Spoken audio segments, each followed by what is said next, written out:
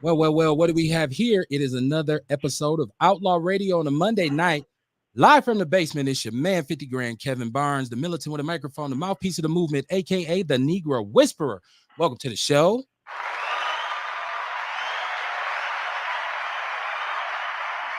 I am going to have a great time tonight, so I hope you are tuned in, and I hope you're listening. Tell a friend to tell a friend. The show is on the air, man. I'm waiting on my Outlaw Word Mob gang, my information gang to come in. I'm sure they'll tap in as we move along, but for now, as promised, I have a very esteemed guest, so I want to just jump right into everything. So I want my guest to be able to introduce himself. Of course, he needs no introduction, but I'll allow him to do so. What's going on with you, my brother? Fantastic. First of all, let me say I appreciate you having me on the radio show this evening. Those who don't know me, I'm Tiermann Spencer, city attorney for the city of Milwaukee. And might I add, the first black city attorney in the history of the city of Milwaukee as well, right? Absolutely. Yes, sir. Yes, sir. Um, you know, I was actually looking back. Through some of the archives on the shows, just trying to find some information, and I realized this is like your third or fourth appearance on our show. So at this point, you part of the family. So welcome to the Word Mob, my brother. Uh, Thank you, General. I got one of my co-hosts with me, one of my information gang members. Rail, what's going on with you, bro? Hey man, blessed to be here, man. Another day, another dollar. That's what's up, man. That's what's up. And I keep telling y'all, whether you like it or not, right now at this point, we live in all black Milwaukee. All black Milwaukee. Why did I say that? Number one, because it's 40% black, but number two is because all of the big wig positions in the city right now are held by brothers, right? So this is a very important time to be black in the city of Milwaukee. And my brother here tonight is part of that. He's one of the first ones to get up there to get elected. Like I stated before, he is the first black city attorney in the history of our city, in the history of our state, right. So definitely a pioneer in that regard. Now, my brother, let's start by explaining what the city attorney does. What is he or she responsible? In your case, he definitely. But what's your responsibilities? First, let me say the first historical move was made by Spencer Cox, the city treasurer. Okay. So he was the first elected black African American for the city of Milwaukee. Okay. Now, yeah, Spencer, I'm sure would appreciate the kudos to getting the record straight. Secondly, the city attorney's office, our primary function is to defend the city. We are the law office for the city, all the departments and the municipalities and itself. That's what we do. We enforce um, ordinance and we defend. Okay. Yeah. Okay. So And so, what we do touch and concern pretty much every aspect of folks, normal people lives. For example, you get a speeding ticket. That's a municipal offense. It's an issue that runs through our office. You run through a pothole. You damage your car. You want retribution that comes through the city. Anything that will involve a city entity or a city employee runs through the office. All right. okay. We have Okay. somebody else that just joined in. Yeah. That's just Kamar jumping in. He's live from Meatless Monday, so I know he wouldn't want to miss you being on the show, so he jumped in with us. You can go Appreciate ahead. it. Hello, Kamar. So, we think about whatever you do in life, whether it's your taxes, your house being foreclosed on, things of those nature, they come through us. If there's damage in the city with a water main break, etc., runs in parallel to your property, that's an issue addressed by the city attorney's office. Someone you feel wronged you from the city, we step up then to defend that party. Folks that have incidents in the city, we defend them. Likewise with officers. Officers encounter citizens, and whatever the outcome may be, good, bad, or indifferent, we're there to defend and represent the officers of the city. Okay. So this is not criminal litigation. And I'm asking you because people often get that confused, like with the district attorney, or they don't understand the civic nature or the levels of government. So I just want you to kind of lay that out for the people. Absolutely. What we do is totally civil.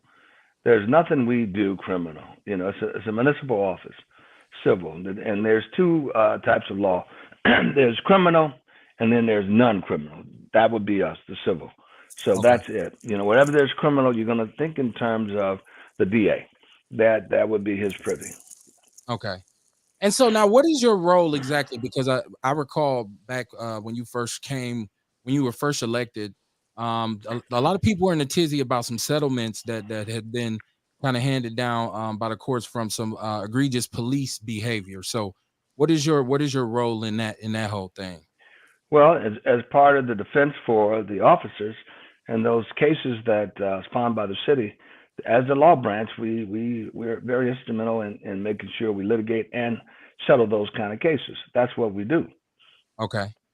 And so they were mad at you. And I want to say a lot of people don't understand that a lot of those judgments, the responsibility to pay those judgments is taxpayer money. Correct me if I'm wrong. Is that correct?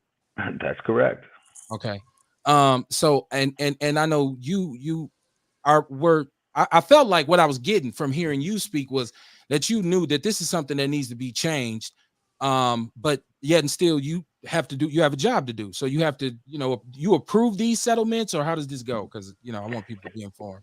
Well, we recommend settlements. We don't approve anything. We recommend it, and then Okay. the final say is the council that determine whether or not they want to pay or not. So it's the common council, and that comprised of 15 member bodies of the council. We do Okay. the legal work, and we determine based upon the exposure, what's going on currently, what that number should look like, predicated on the risk that we have assumed and assessed, and determine the level of risk there is, and we monetize it. So Okay. once we come to that number, that's the number we bring forth, and we make a recommendation. That's where it should be settled at. Okay. Now, so if we were to, if say we were able to move forward with diplomatic immunity, how would that affect these settlements? If we remove diplomatic immunity, or I think that's what it's, is that what it's called? When No, when okay, what is no. it called? Well, it depends on from what aspect. If you're talking about what's granted to officers in certain cases, that's qualified immunity. Qualified immunity. I'm so sorry. I'm an idiot. That's quite a no. You're not an idiot. There's awful kinds of immunity. We use that interchangeably. There's discretionary immunity that we Okay. use when it comes to cases of involving property damage and the like. Okay. And so the controversy was that a lot of people felt like officers shouldn't qualify for this so that they can be criminally charged, not just sued and have settlements come down. But people felt like if you remove that, that would improve the chances. Because it's my understanding that no officer has ever been criminally charged by the city of Milwaukee for their behavior. And once again, correct me if I'm wrong. So let me get to this. First of all, I'm pro cop. Okay. I have a lot of friends that are officers, and I think anyone that do a job, first and foremost, deserves the opportunity to go to work and come home the same way that they went to work in one piece. However, the only difference that should be is that you've earned enough money to kind of help support your family. And so often we think about that job, and that job is a very thankless job. We underestimate and we do not thank that person that puts his life on the line every day he go out there. We judge the police department off a few bad actors, but we have to realize that whole department is not comprised of all bad actors. So we have to always remember that and put stuff in perspective. We often hear, about the bad actors and the things that precipitate from those acts, but we have to also remember, there are good people going to work every day, putting their Okay. lives on the line to, save you and me. They run into the fire, running to do what they can to resolve it. So All right. All that right. Okay, so first, I want people who are just tuning in to know it's out already on a Monday night. It's live from the basement. I think I got the whole word mob in the building now. Kamar, you got here, well, actually, Rail got here, so he's already hollered at the people. Talk about Meatless Monday and promote that a little bit, Kamar, so people will know what's going on with you. Yeah, I'm down. I'm down here meeting this Monday right now. Down here on 35th and Capitol, 3945 North 35th Street, right next door to the post office. We got Tuscan mushroom over mashed potatoes and garlic bread today, y'all. It is Okay, so fire. And I'm telling you, every week I keep saying it's so fire, but it really is, y'all. I ain't just talking. okay, Even if it wasn't me doing this, right, it still would be fire. And I still will be coming to get this food. You're going to get you some free elderberry with every meal. So, you know what I mean? If you come every week, you're going to have elderberry You'll never have to buy elderberry again. Just come every week. Okay, and you got the vitality on pop and all of that, right? All that good stuff. Yeah, we got the pineapple. I had bought strawberry with me too, but they done sold out already. But I do got pineapple and the original flavor still popping down here. Give Kamar, it how up for long is black the business. elderberry good? 9 o'clock. No, I mean, how long is when people get the elderberry from you? How long does that last? Oh, mine lasts. I tell people it's gonna last you say about a month and a half. You know what I mean, month and a half. But if you do it like you're supposed to, it ain't gonna last. I mean, you shouldn't have it near that long. Okay. You Okay, should be and doing it every day. y'all already heard her chime in, so I might as well say what's up to our sister Courtney. What's going on with you, Juice Lady? Hey y'all, how y'all doing tonight? What's happening, Court? Good. So we got my brother Tiermann Spencer, attorney Tiermann Spencer here. He is the first black city attorney in the history of the city of Milwaukee. He was in the middle of explaining his office and what he does, what his responsibilities are. And so but I wanted to ask you this when it comes to police. And so has there been a cut in some sort of police funding here in Milwaukee? Because from my understanding, they lost officers due to retirement or officers who had resigned, decided to do something else, or that have been fired. It wasn't necessarily a cut in funds, or was it? Like let's get this structure. So when we start talking about the budget and the funding, I think those questions should be better directed to an older person Okay. who is on the side of managing, the budget for the city and has the physical end of what is spent in the city. So those questions would be better addressed to them. So Okay. I don't want to be out of school speaking about that. Okay. And the only reason I asked you that is because you spoke about being pro cop, and Absolutely. so a lot of people say, of course, for a minute there was this defund the police thing, and I've heard a lot of people say that crime in the city is elevated right now because they defunded the police, and now look at it, and I'm like, well, no, there's really been no that I'm aware of that there's really been Well, no budget cuts that reduced the police force. from what I'm aware of, there have not been any. I think what we see now is not just indicative of Milwaukee; it's indicative of a behavior across the country. However, I like to say too, let us understand and remember what we have today in the state of affairs of the crime. It didn't happen overnight. So Okay. when we start looking at certain behaviors, that behavior had to be perpetuated over a period of time. So we had to look at some of the policies that was in force and enacted at the time to get us to where we are. A lot of people will give you an analogy, even when they cut out driver's ed in school, and you got people getting in cars driving, that they learn how to drive through Grand Theft Auto. You hear about all of these cars turning corners at 100 miles an hour, killing people and creating havoc. It would be seen that they learned how to drive from Grand Theft Auto. And the reality of it is you cannot turn a corner at 100 miles an hour using your thumbs like you do in the game. Something tragic will happen. But yet and still we see that behavior, and the behavior is more prevalent. A lot of that spawned behind certain policies, from certain other people who were in position to make those policies. One of the policies was the policies of no chase. How can you ever commit a crime and not be expected for someone to chase you? Where's the deterrent? And my position is, if someone put forth a policy of that nature, you pretty much know what's going to happen. Since I was a kid growing up, even watching cowboy movies, you rob a bank, the posse chased you. That was a deterrent. So if you don't have a deterrent, what are you going to have? And for a long time, we had folks still coming from Chicago. Let's go commit a crime in Milwaukee. They don't chase you. We can get away with whatever. So that mentality still seemed to fester subconsciously on a lot of these folks that are perpetrating this behavior. So we have to kind of look at from all the aspects and contribute all the other factors that contribute to where we are today. So not just one, but it is rooted and sounded in the philosophical principle of someone who was in charge of enforcing those kind of philosophies. Okay. Shout out to everybody in the chat room. I see Tyson Gotsi. She said Outlaws. Crystal Ship is in the building. With support is normal. My brother Earl Henning, he said they didn't want a black man as city attorney. We're gonna get to that. Believe me, we're gonna talk about that. Tiarsha Arthur, what's happening? My sister, she said, good evening, Outlaws. My brother Earl said, congratulations on your election. And Zaire, man, if I butcher this brother's name, y'all please don't blame it on me. I'm not phonically sound. I was gonna say, who we gonna blame it on then, Care? And we not blaming you for what you did. Right. Jair Williams, from 102.5 The Post. He says, "Good evening, Outlaws." It's another brother who has a great platform that you probably could benefit from being on. And I say that just because I want people to know who you are. I want people to know that we have a black city attorney who's down there every day fighting a good fight. And so, I'm, like I said, welcome to the show. And we're going to talk about a few things because, like I stated before, this is a very important time in the history of our city because we have all of these brothers. Yourself, we got the newly elected mayor, whether you like him or not you personally, but individuals out there, everybody we know, opinions vary on this brother.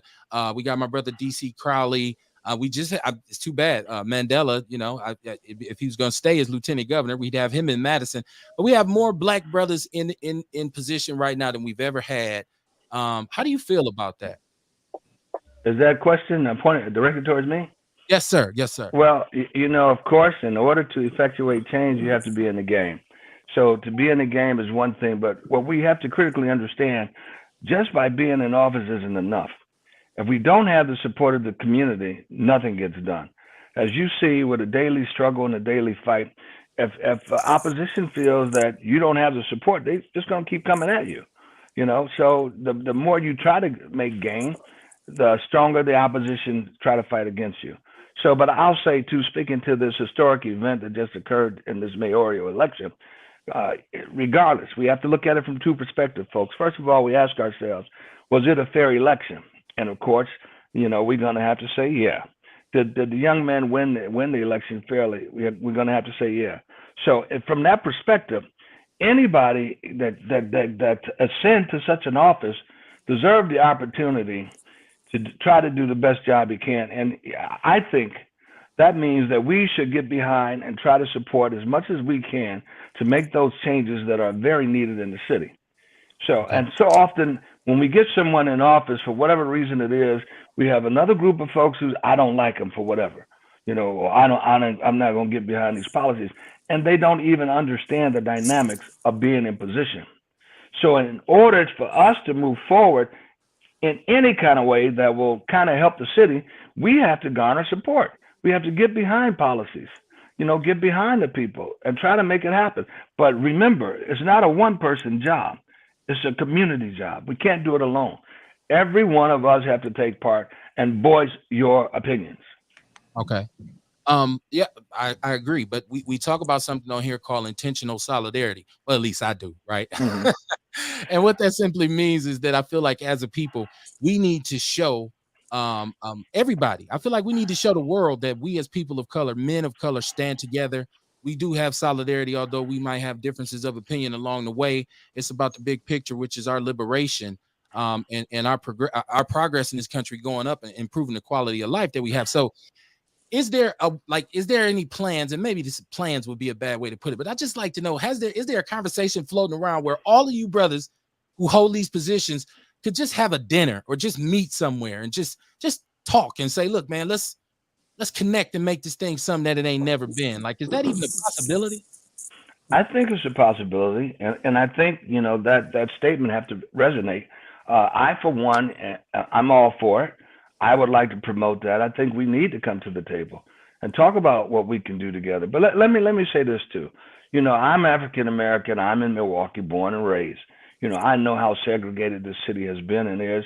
And I think we need to focus not just on race, but about moving the yardstick forward. Because when you help one, you help us all. When you better conditions for one, you better conditions for all. Now, I'm not speaking historically who has been always left behind. But if we twist that a little bit and say, we're not going to leave anybody behind. Let's just try to make this effort better for everybody. And when we have that kind of perception, we move forward. We don't allow people to try to segregate us and say, oh, no, this is just all black lives matter or all white lives matter. How about all people lives matter? How about let's move forward? Because when we do that, we'll start to see that we don't allow those other people to grab hold and keep us back. We move that yardstick for everybody. And when the yardstick is moved, conditions are ameliorated. They have to be better. So when and that's one of the things that I guess I got pissed off about, and I've discussed it here on the show, that every time a black politician or a black leader is elected, they have to come out and say, I'm everybody's mayor, or I'm everybody's attorney, Absolutely, everybody. absolutely, But why? I mean, absolutely. white politicians don't tend to do that. So like black politicians always gotta, and I'm a black man. I want to see black people win. So would it be wrong if I was a mayor and I said I want to see everybody win, but I really want to see black people win? Would that be Well, bad? well, listen. I'm a black man. I want to see all black people win, but then again, I want to see everybody win. You Okay. know, to me, I understand where I've been. I understand how we've been treated, but I also understand that we're not alone at that. Mm, So again, my philosophy is, and I'm sincere about this. When you help one, you help us all. So okay. in that, understanding the struggle, understanding what I've been subjected to all my life. I mean, it goes without saying. Yeah, Mm, if I'm in position to help, so I'm gonna do it, man. You know, right. and if I'm in position and I see your struggle, you think I'm not gonna put twice as much effort in there to pull you up? Man, I'm doing it. I don't have a choice. Mm. I couldn't sleep at night if I didn't. But now to just say, I'm really here and I really want to see just what the black man do. How would you feel if you had a platform of a Caucasian mayor and he said, well, listen, I really want to make sure that the white man or all Caucasians move forward. That's one of my primary concerns. You think he's totally wrong. I You feel like know, that's what they've Hey, been what's doing this funny? whole time, dude. Hey, what's funny is they probably don't say it, but that's what they do. Yeah, No, I'm most Yeah, saying that's how definitely. I feel like, I'm not refuting any of that. I'm not disagreeing with any of that. But But what we I'm be trying out to with what I'm trying it. to say is remember who we are and where we are. Okay. Diplomacy first. You cannot claim and do anything until you get there. So if you're Right. gonna start off the line and you're gonna come out like that, how far you think you're gonna go? Well, I don't know. That's it. That's the thing. See, I feel like there's an unnecessary stigma if a black man feels that way, but every other culture is allowed to do that. Like everybody's allowed to exercise total solidarity. Latinos, Asians, everybody's allowed to have all the solidarity they want. But as soon as a black man says, I want solidarity for my community, I want to centralize all our resources so we can all benefit from them, it's like they ostracize him. Okay, so and I when you say anytime you move the stick forward, you help everybody. But it just seems like the stick gets moved forward and we receive the least amount of help. So I It, feel like we need to be moving it a little bit more for ourselves. Need listen, our brother. own. I don't disagree with you, and Uh-huh. let's get this straight. I'm of the same thinking. But Okay. now let's analyze that from another perspective, and let's look at this. I'm not going to begin to say that I have all the answers, but history have taught us one or two things. Whenever we put somebody in position, you Mhm. notice how many folks are put in position to bring you down, and they're generally somebody that look like you. Okay. So until we get to the point and understand what unification is and how to unite all the people, we're going to always have that problem. Okay. So we need to figure out what that looked like. And I think what that looked like is everybody getting there. Now look at where the society is moving. Blended families. You look on TV now, every commercial, you have mixed race in the commercials. You have mixed identities. I mean, they're trying to project a subconscious image as you move forward. And the whole plan isn't to make it all about one race, it's all about unification. So hopefully, as we move through this and we struggle through this, we can carry the black man up. We can carry the brown man up. We can carry the yellow man up. And we just have to understand if the stuff like fairness that you want to talk about, we are in America first. And if you want fairness, go to the state fairground. Because when you start talking about that ain't fair, you know where that's gonna get us. So we have to just understand what it is and Okay. move forward. Right. You know what? I guess I'm unapologetically black, and I don't like. I've said many times, and this might be wrong. I don't mind being wrong. It's all good. I got broad shoulders. I can take the weight. Like it didn't matter in this race, and in a lot of races that I've seen where it was a black candidate involved. Unless the dude was like really just like a child molester or a woman beater. If he was running against a white dude, I voted for him. Just because for so long it's almost like we've been scared to support each other in public. Like we'll say power to the people amongst each other, but then when the white man comes in the room, we code switch and start, oh hi Bill, and how's the family, and I'm one of them dudes who don't code switch at work. I'd be like, what's happening, Bill? What's good with you? Like I don't. So and maybe that's Brother why, as Kev, brother far as Kev, fighting I'm free. not a code switcher either. You know, Okay. you cannot lose your identity or your culture. You know, that belongs to you, and that's where it is. So Okay. first and foremost, you have to be able to identify with yourself before you can move forward for anybody. You know, you have to be assured with yourself. So no matter what it is, I'm not going to try to dye my hair. I'm not going to try to put on makeup to make me look different. I'm not going to try to change my speech pattern, you know, so I can assimilate. I am who I am, and Okay. it's not going to change, you know. And what I come through, what I had to deal with, that's not going to change. Never, you know. I always say one thing that was taught to me a long time ago, and the struggle. I think it's a philosophy that's adopted by a lot of Jewish people too. You know, it's a prayer that they say. I only wish that you always remember what you've done, and that I never forget. So as we move forward, I pray that I never forget the struggle that I had to go through, and I hope you always remember how you contribute to that. So we Okay. move forward on that platform, knowing where I've been and what we need to do to get to where we want to go. Okay. Okay. Now I want to make sure my co-host can get in too, because I will hog this microphone. Y'all know I will. Y'all Okay. chime in if y'all got something y'all want to say to Brother Tierman. I see Ernest Walker in Arizona's like, open the line. Well, hold on, Ernest. Wait.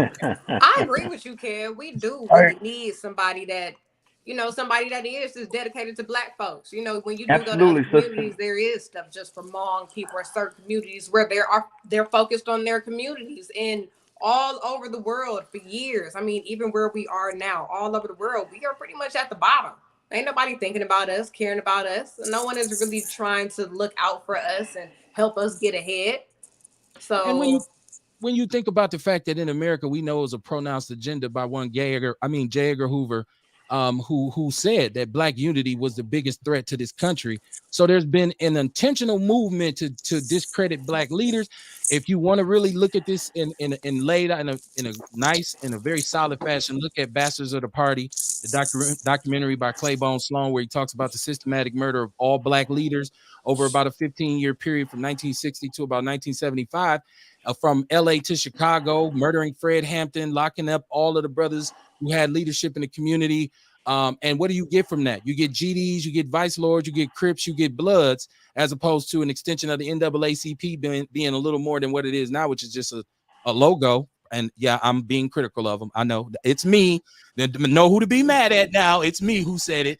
So I say Milwaukee doesn't need a nice guy downtown. Like I feel like the mayor, I heard him talking about repairing our relationship with Madison, and I said I feel like we need a mayor that's gonna go to Madison and say, "Look, we Milwaukee, kiss our ass. Listen, everything running through us. Kev, I'm on Kev, hey, you got to also remember that pipeline. The money comes down that pipeline, and right, without it, it could choke us.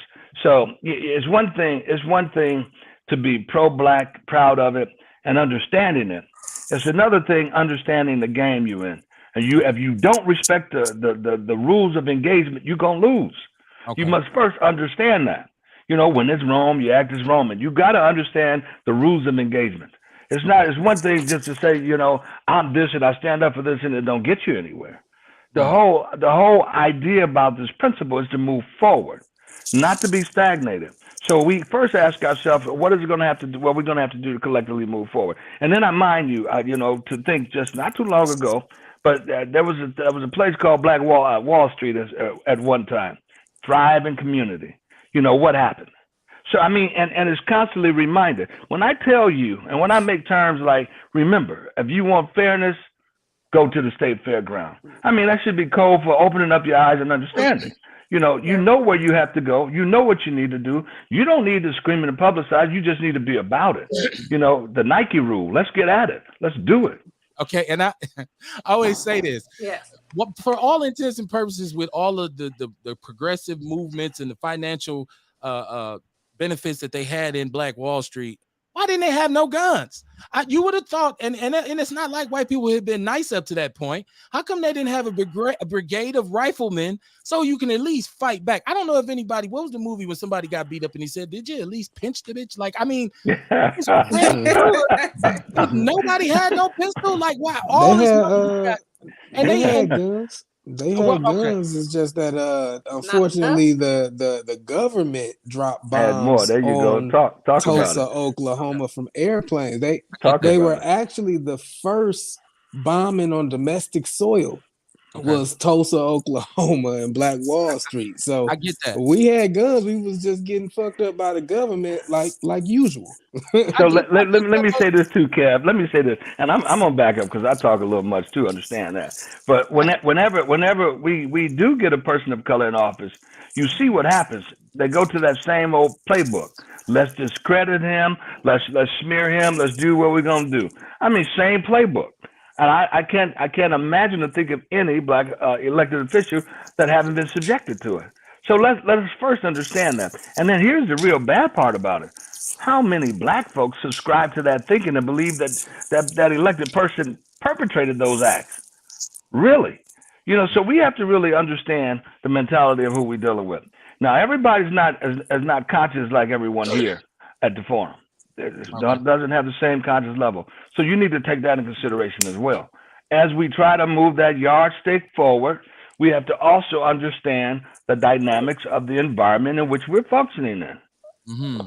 That's Yeah. first, because you can't help no one if you can't help yourself. Right, Get yourself in exactly. position so that you can reach back and help somebody. That's the first principle. Let's do that. It's one thing to talk about it, it's another thing to be about it. So, somebody come to you and ask for some help. Are you in position to help them? So that's what we should strive to, not only helping ourselves, but being in a position Right, to help someone right, else. And it's not about going, am I going to be able to get this job? No. How can I be financially independent to move forward without the aid or kissing someone's ring or their boot? That's the mentality shift we have to have. Shift right, that paradigm, right. and support one another. Let's get to where we need to be. All right. All right. All I'm right. Yeah. tired All of right. this system, Kev. We should have fixed this a long time ago. Hey, look, I'll be telling y'all, let's get this land and start growing. I mean, that's why I No. garden, agriculture. If you don't produce or own anything, you ain't nothing. So let's get Yeah. this land. Let's start producing. Courtney, you were saying what should have been fixed a while ago? This whole system, this whole thing where we got to play this game, and we should have been had a revolution a long time ago. Niggas should have been goddamn took the fuck off. We should have been took this shit. Now it seems like it's too far gone. Now it's like I mean, we ain't well, taking nothing back I though. mean, like I got a lot of friends that talk like revolution shit, Yeah. but when you think about it, man, just we're it's been an agenda to keep most of us half sick with one foot in the grave, half crazy. So like I say all the time, the revolution is self evolution.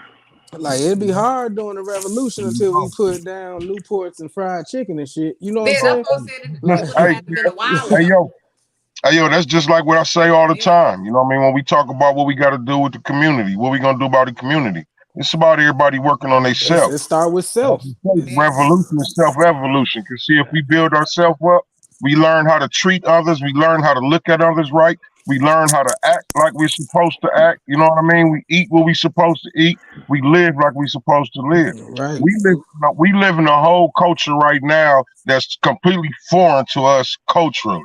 yeah. You know what I mean? Everything we doing here is foreign to us culturally. This is why everybody running around so irritated and fucked up. We don't even know who we are, let alone how we supposed to live. Right. Well, brother, I can't agree with that. I hear you talk, you know who you are. So the whole key is that message have to be disseminated. For the majority of us may not know, but it's Right. incumbent upon us to make sure we share that message. And how do we share that message? We do it by showing. We do Mm-hmm. it by emulating. So, in different eras, we had different folks emulating the rappers. We had in the 60s and 70s, the slick pimp guys, totally misdirecting us to where we need to be. So now, as we become more conscious of where we should be, that's our job to now stand up with our heads up high and show Right. you can do this to the young folks, next Right. generation after that, bro. Because I listen, I hear what you do, I know what you're expounding. They need to know. We need to show. So you're on track.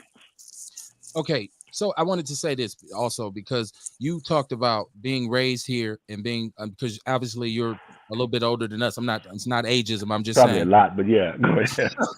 So, I'm like antique. most of what I learned growing up about my existence in this country came from my mom, who came from Kosciuszko, Mississippi. Hmm. She came from the Jim Crow South, picking cotton in the cotton fields. Right, her and my dad were both, one above Thomastown, one below. Right, Atala County in the building. So, and what my mom who left, she hated the South so much. She hated the way that black people were treated so much.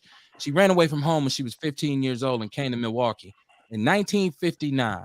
So my mom was here from 1959 until she perished in 2007. But when I was growing up, all she ever told me about was the way black people were treated in this city versus where she had come from in the South, right? And she said that, don't get me wrong. It was better that we didn't have a white man jumping off a horse, kicking us in our ass or hitting us with a whip, but it turned into a police officer jumping out of the car, hitting us upside the head with a damn nightstick for no reason. So it was the same shit.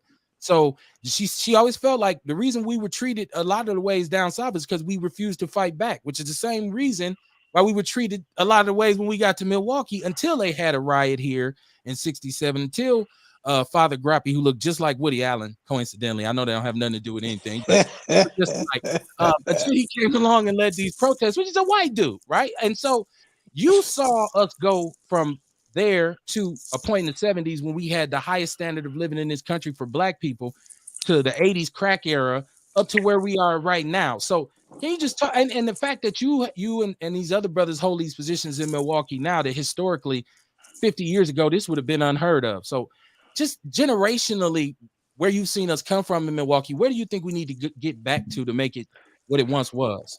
I think one of the problems that we had to endure was the lack of information. So one of the key things is financial literacy. And Okay. we have to be able to understand finance. We have to be able to understand what has been generationally kept from us, generational wealth. Right. It's not about what you make, it's about what you keep. Not just about what you keep, it's what you pass on. When you pass on to generations, you have the tendency to enhance that quality of life for your offsprings and your heritage. So we have to really understand those principles. It's one thing to say, I'm going to get up and go out and fight and struggle, but what you doing for yourself for tomorrow? What are you doing for your kids? What are you doing for your grandkids? That legacy is everything. One thing we have to get and come to grips of quick: financial literacy and what it means to have wealth and what it means to have generational wealth. Only then will you be able to not just compete, but have a quality of life where you can continue to make and change policy. So we have to understand that.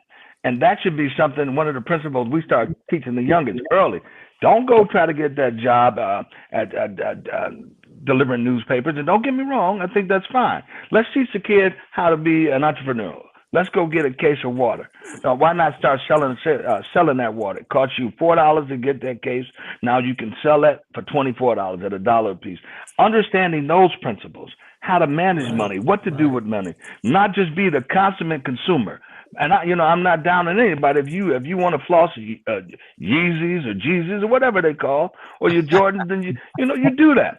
But then too, could you put that money to work in an investment vehicles? To enhance the quality of your life and for your offspring. Those are the kind of things that we need to be thinking more about. Not just that, but your health. Your health is important, because if you have money and don't have health, you have nothing. Like the sister is telling us, you better get that edifice together, get that body together and your mind together, and get your financial independence and health together. Those are the principles I think we need to pull together simultaneously while explaining unification is the key. So we embrace everybody. We don't want to exclude. We want to move forward. That should be the primary principle. When you get what you need to get, you live where you want to live, who you want to live with. So those are the things I think we need to focus on. So, and don't get me wrong. I for no means of imagination do I forget who I am or where I come from. I never forget. And I hope and pray that I never forget, and I always remember, so that I can maintain the character that I have and be the person that I am. And continue to fight for the causes that I believe in. I don't want to change. I know where I've been. Okay. Let me ask you this then. Yes, sir. We as black men, and you appear to me to be a gentleman and a scholar. Okay, and I think that's one of the highest compliments a brother can hand to another brother. He's a gentleman and a scholar. But we have a certain way we carry ourselves. We have a certain way we dress. We have a certain way we speak, we talk, we walk, even down to the colognes we wear and the foods we eat. And so when we come into a position, and I've been in positions where I walked in and I was perhaps a supervisor of a bunch of people who had somebody prior to myself who didn't look like me. who didn't walk like me, who didn't talk like me, who basically was not me, meaning he was not a black man. And there's a natural level of resistance there. So people oftentimes will like say, you know what, I'm leaving. It's akin to a lot of white people saying there's a nigger in the White House when Obama was elected, right? Like, so how much of resistance, even just in terms of your image in the city, how much resistance do you get from people because you are a black man sitting in an office that has historically been occupied by a white man who behaved and carried himself a certain way? Brother, you don't have to ask that question. Shit, it's been publicized over the newspaper and the television from day one of occupying the office. You know the level of resistance. But this is what I will tell you. This is what I will tell you. You know, you feel very comfortable when you can identify with folks in a room, people that look like you, act like you, dress like you. But you have to also understand, like I keep going back to, the rules of engagement. When in Rome, you act as Romans, you dress as Roman. If you want to fit in, to a certain extent, you have to understand that dynamics of that culture to where you're starting to integrate. If you don't, you're not going to be successful. You have to understand and know. So no, it's not saying you got to sell yourself out or be something other than who you are. But if you don't know what you're dealing with, how successful are you going to be? If you can't even get into the room where your voice will be heard, I mean, it's obvious. If you can't be heard, you can't talk. You can't accomplish anything. So we have to understand those things. It's not a question of selling out. It's not a question of being something other than what you are. It's being something to identify and understand when to code switch. You know, so you don't go to the bank with a piggy bank or a bag full of quarters, $35, and say I want a loan to buy a building. You know what it's going to take to go in there. They're going to be asking you, what's your credit score? What's your credit rating of your business, et cetera? What are you trying to do? If you're trying to start a business, what's your business plan? We know that you can't go in there and say, well, I'm thinking maybe I'm going to start something. It don't work that way. So, you know, I say that to say we need to understand where we are in order to move forward. And don't expect anyone to bring you up and accept you just because you know who you are. You know, listen, you may know what your plan is, but if you can't articulate or show that, how are you going to convince him to give you what you need? First and foremost, it'd be nice if you don't need it, but we're not at that level. So if we need that loan, you need to present yourself to a point where you can get it, you know, and generally it's easier to get when you don't need. But hey, if you need it and you can't present your package properly, one thing's for sure, you won't get it. So there was something that was said, you know, that I think about, that you have to give it a shot, but you must understand the rules of engagement first and foremost. But it's one thing's for sure, you're gonna miss 100% of the shots you don't take. But there's a probability that you're gonna make some that you take. But when you make some that you take, understand what kind of shot I'm trying to do. Is it a free throw? You know, am I trying to shoot from the 3-point line? How much force I'm going to need in that shot? So we have to be prepared. And you know what the key to success is, right, folks? Is when opportunity meet preparation. If you're not prepared for the opportunity, there's a high probability you're not going to be successful. So no matter how much you want something, knowledge is not going to fall out the sky. Right. So sometimes we get it from the school of hard knocks, and sometimes we're fortunate enough to have a great mentor who's been through it that can help guide us through. But what we first have to understand, folks, we need to understand what the rules of engagements are in order to be successful. What is it going to take to get from A to B? And put your plan together.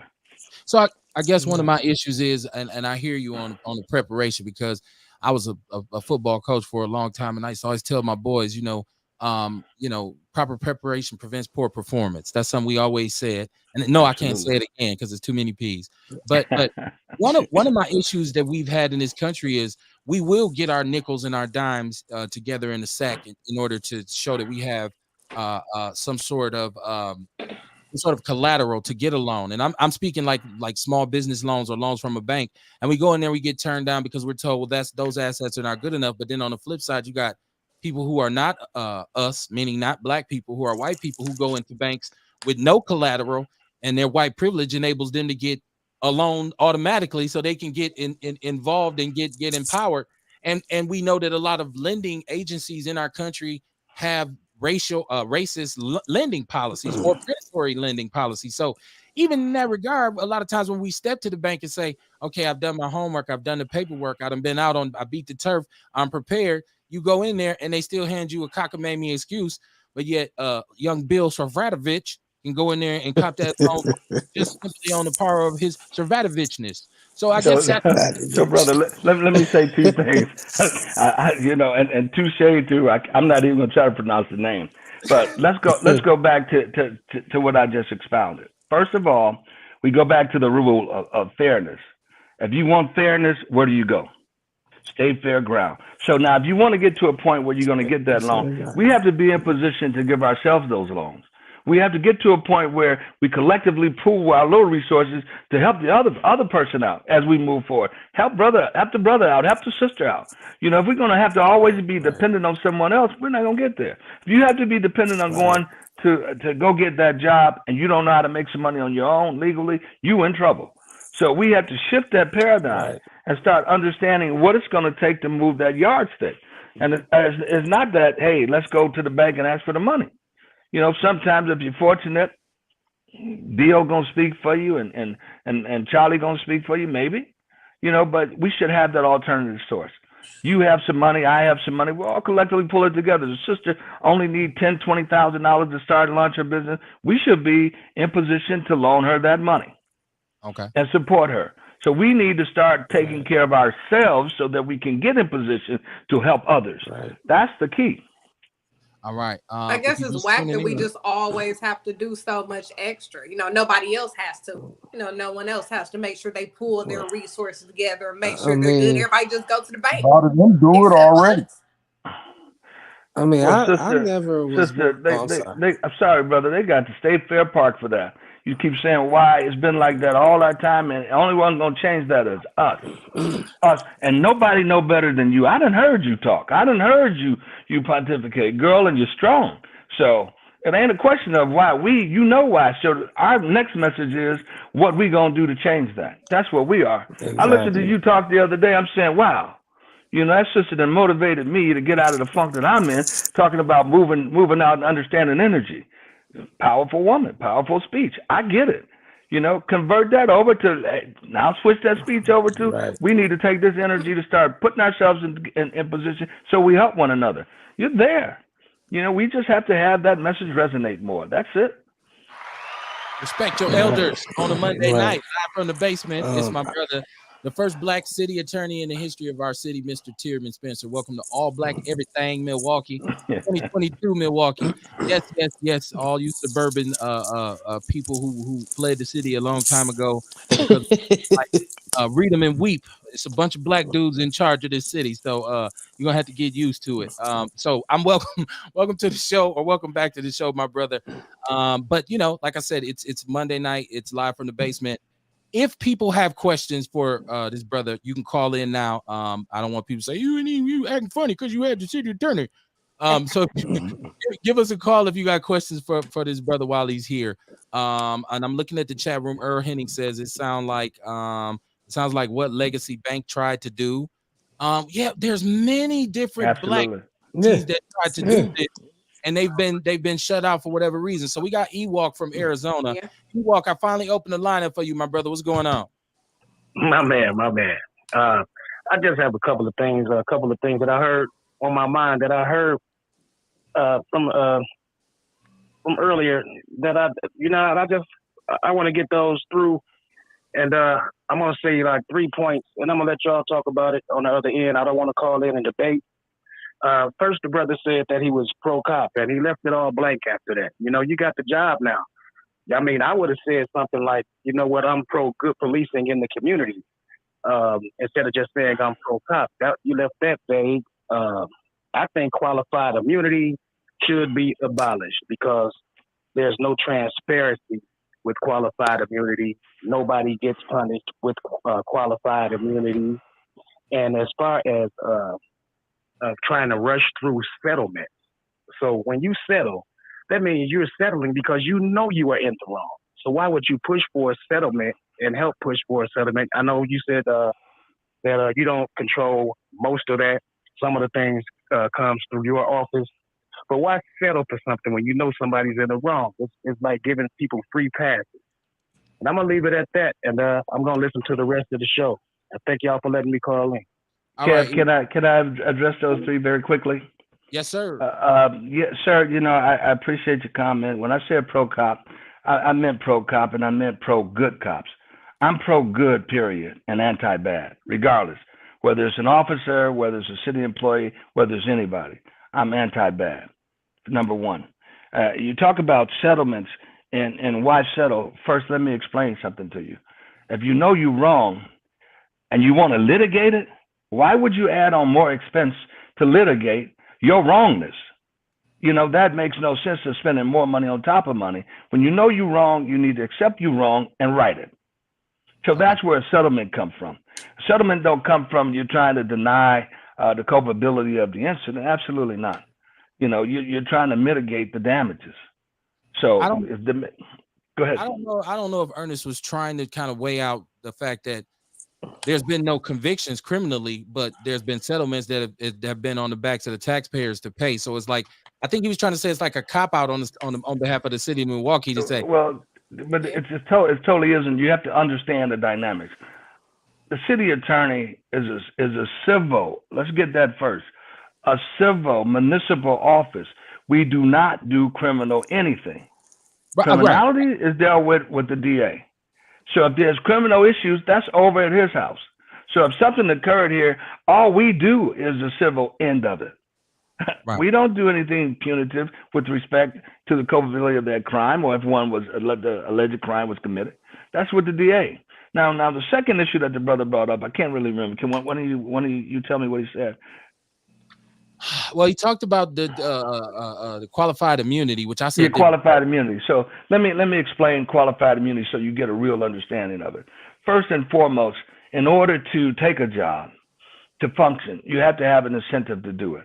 And if you know you have a job with high exposure, that things can happen and things can happen wrong, and sometimes it could end in the loss of someone's life, regretfully. You have to be able to incentivize somebody to take a job. You know, and part of that, and throughout history, to serve the public and to be a public servant, you have had the doctrine of qualified immunity, so that you step up and say, well, God forbid I get in here and something happens. I could lose my livelihood, my family, and everything else for a little mistake. I don't want that job. So how do you incentivize somebody to go to work? You know, by having that philosophy and doctrine of immunity, qualified immunity. You know, that's not saying, hey, go out and do something bad. That's saying in the event in the course of your job that something should happen, unintentional, we got you covered. That's what that's there for. It's not to encourage bad behavior. You know, maybe in the past it's been used for that. But as you can see, there have been changes in those directions. And so those are the kind of things we have to look at and understand. But it's easy to talk from the peripheral when we don't clearly understand and the doctrine of the term, the philosophy behind it, and the intent. Then we have issues. So now, you know, I didn't want to bring this up right now. One of the things that I stood up for and got ridiculed for and had a lot of havoc and still dealing with, you know, is when I stood up and said we wasn't going to allow qualified immunity in the case of Seville Smith. I said if there was wrongdoing, you're going to have to stand up and deal with your wrongdoing. I'm not shielding that. So all hell broke loose and still breaking loose. But again, I tell you, I'm anti-bad and I'm pro-good. So, okay. you know, if you do good, I got you. If Right. your intention is to wake up in the morning, I'm going to rob somebody or I'm going to rape somebody, listen, you don't need to be getting up going to work. You need to do something else.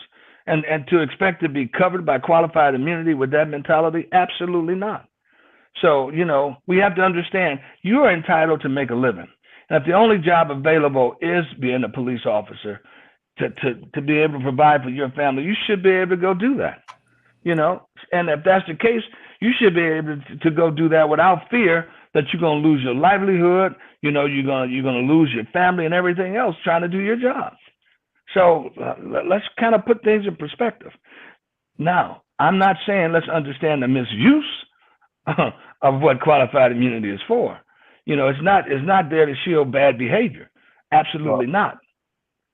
Yeah, I'm kind of bugging out because I don't understand how the cop who put his hand in the brother's booty on the street looking for dope doesn't do at least sometime, at least put him in like like some mental health facilities, and something is obviously wrong with this dude. He just shoving his hand up black dude's booty on the street looking for crack. There's a So large listen, settlement paid out. listen, Kevin. I don't disagree with you, but again, I can't speak on it because that's not in my wheelhouse.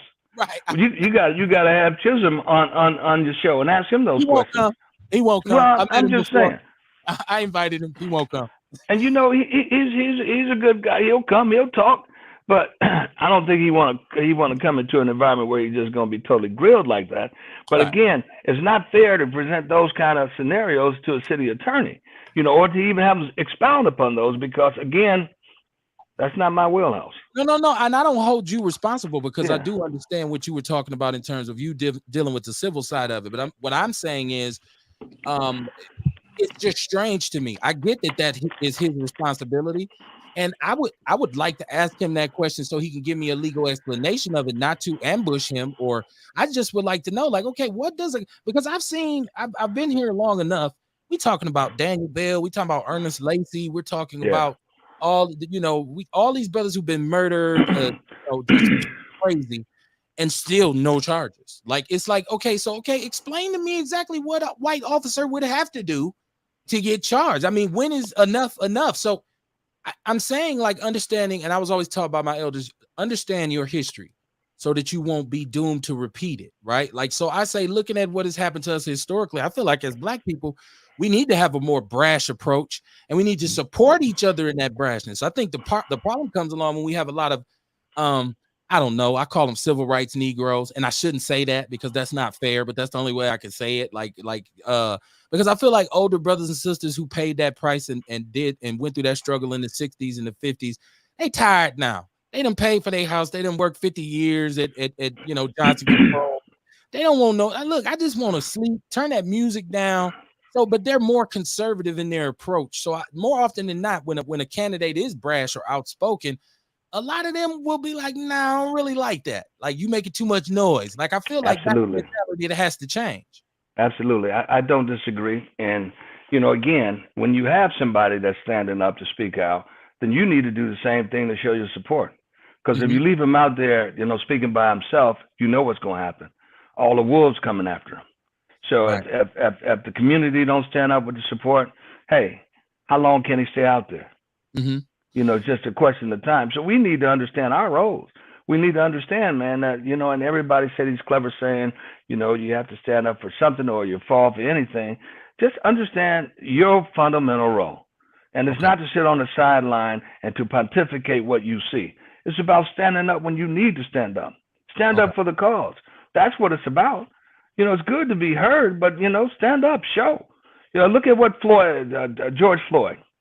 The dynamics about that was people stood up collectively to effectuate a change. They didn't sit down.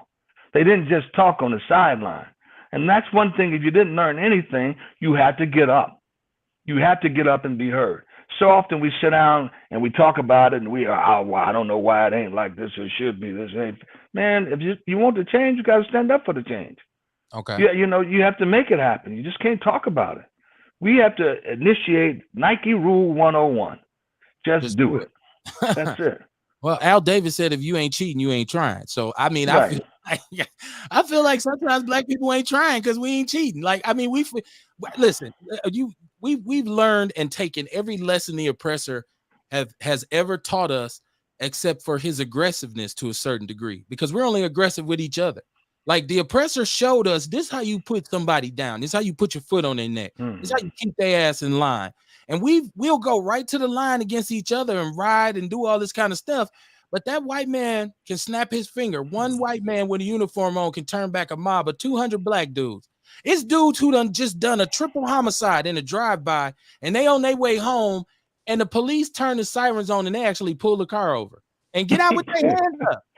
So you won't go murder 3 brothers, but when the police say, drop your weapon, you put it down and get out. Like, okay, this is how programmed we are. This is why I say we got to start learning how to love us unconditionally and showing the world, no, we don't care about your opinion. Thank you, white man. It's all good. Write a check, or like they say, pay me or pay me no attention. Write a check or move around. Like, I feel like Black solidarity needs to be strengthened and fortified to the point where Because white people play this game with us now where they say, he's a good one. He's a good black guy. He's a nice African-American gentleman. Like when you say something to him, like, what you doing, white boy? You can't skip me. Listen, I'm not racist. I have an African-American friend. And I'm like, what the hell do that got to do with anything? I mean, you out of line. So I feel like we need to stand on our principles, and we don't. We back up off of them because white people get mad and say, hey, he's just not a nice guy. According to what? According to who? Did they write the code on morality? These are the people who have done some of the most egregious acts. Okay, I don't want people to hear my opinions and be against Tiermann. So I want to keep it about Tiermann. I have well, listen, there's one other thing we need to understand too, man. We got to do our part. So we talk about what goes on in our community. We expect somebody to change it. We have reckless driving in our community. What are we doing about it? Yeah. You know, how many times do we see somebody drive erratic and we don't report them because we have this code about snitching? But then again, that same person can drive a few blocks up, run up the curb and kill somebody. We need to start getting involved. Collectively, we can make that change. If we don't, then we have a problem. And I'm not promoting anti-cartism. I'm not saying get up and be police. I'm saying do your part. You can take a picture of a license plate. You can report it. You know, this is what I've seen. I mean, you can do something. We need to do something. We need to start kind of taking care of our own environment. I don't know how you guys were raised, but I'm going to tell you a little story about me. Now, I was in elementary school, and I ain't going to tell you too much. So I'm just telling you, listen, I hypothetically, I'm not going to say that happened. Hypothetically, I get suspended, right? So I'm a block and a half from my house. I get suspended and get sent home. Walking home. Now, this is what happened on my way to that block and a half to get to my house. There was parents on both sides of the street waiting. Called me over there, and I get a whooping right there for getting suspended. Now, you know your mother can't be taken off work. Get my butt whooped, walk a little further up the street to get called across the street. You know, so when you say it takes a village, we had to be our brother's keeper, and they took care of that. That was a deterrent for bad behavior. We, to a degree, we had to kind of look out for these generations because they're lost. We have 3 generations of, I don't want to say nothing derogatory about the parenting, but come on, man. You know, at first it was the latchkey kids. You go home, you got to watch TV till your parents come home because they got to work 2 jobs. Then it went to the video games. You're seeing all the killing. Now you get desensitized to human life. But this is the norm. I'm going to get my cheddar, and then you listen to music. Yeah, walk down the street, pull out my gat. I make everybody wet. What? You know, and then hey, come on, man. Bars. Tell me. You got bars, man. Hey, so it keeps coming. So we, you know, until we shift those paradigms and until we take control, like the sister, you talk about our health and our bodies. Yes, that's a message. That's a message the little tights need to be hearing. Young, you know, no, I'm not going to grow up smoking cigarettes and drinking and stuff. You know, this is my temple. I need to take care of that. If I'm ever going to become something, I need to be in control of this. These are the messages we need to do. And we don't just leave them in our household. We try to share that message with everyone we come in contact with. You know, it's incumbent upon us to do that. That's our duty. That's our duty. I love the analogy of coming home and the village is there, and you know, you get a whooping before you get home, and you get. But see, I grew up in the '80s where we couldn't do that because it was crack houses in the village. Some of them okay. In the village was crack tents, right? So my mama wasn't going to allow no unsolicited banging on no Barnes baby by no crackhead. So she couldn't entrust him. You don't know what pills that they popping over there, you know. So we can't. I mean, we've lost the unity in our community, but I do understand what you're saying. And I do agree that there needs to be more of a sense of camaraderie in our neighborhoods in which we do assist each other. But people are so damn finicky about their kids nowadays. You say, hey, he was running in the street. I asked him, well, you know, they didn't call their uncles over, his guns involved. I'm gonna have to shut the whole neighborhood down. So right, you gotta be a little careful when you straighten somebody's kid out. Now, I am one of those parents where if you come to my house, you want to hang around my son, you got to step by the same music he stepped to. So if you when I say turn that down, everything got it, yours too. If I say don't go out there, that means you too while you under my watch. And if a parent say, well, I don't want you to talk to my son like that, I say I don't want your son in my house. Then you keep his ass at home. So you know, in my grandkids' house, you can't come in. The kids can't come in unless the parents, my daughters meet their mothers, the parents. You know, you got to have some understanding of what goes on. Just like any place else, there are rules, and you That's follow, and you just don't let them run helter skelter around a neighborhood doing whatever they want to do. We have to take control again. We have to take control, Kev. okay. Now I did want to talk to you about this as well because we live in this Me Too time.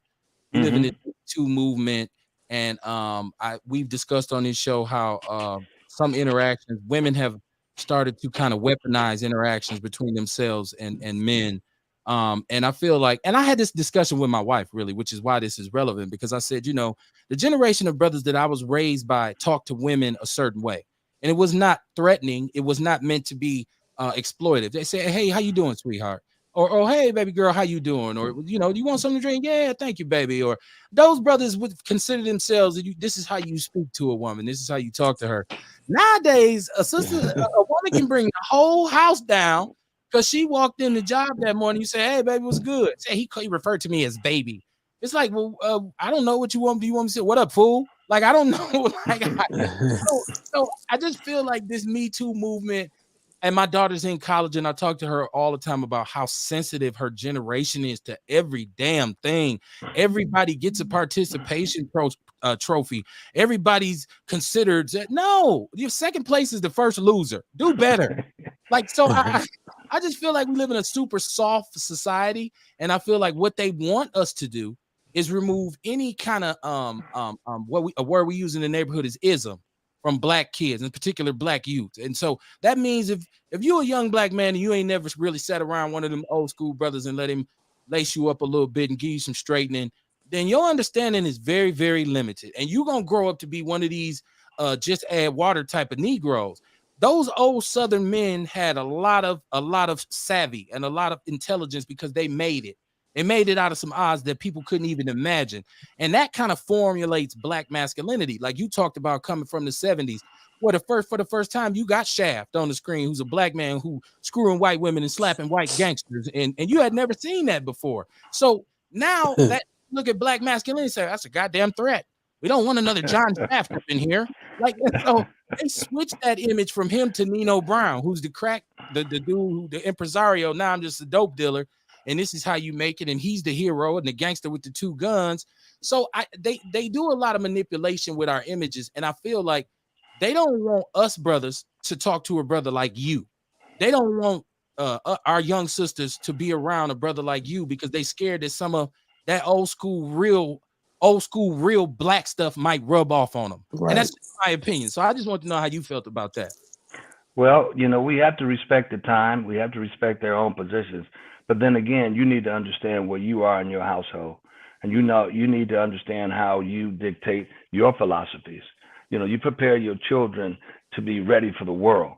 Make sure they understand the dynamics of the changes, the social dynamics of where they're moving with the Me Too movement. Respect it, but also understand where you're from.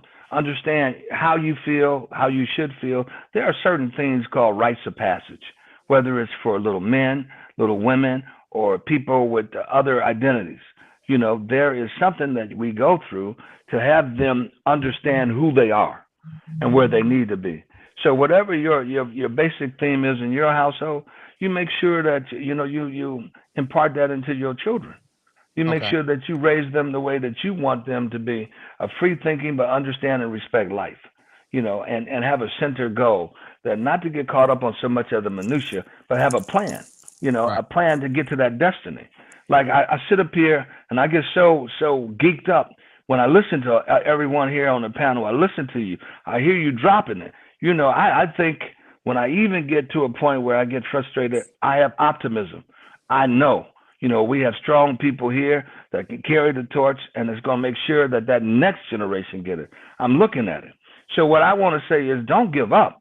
Don't succumb to the that's not fair. Understand it. Understand where we are, and then Right. understand how to sidestep it and keep moving forward to where you need to be. Because hey, you are the leaders. Us old folks, we're just here.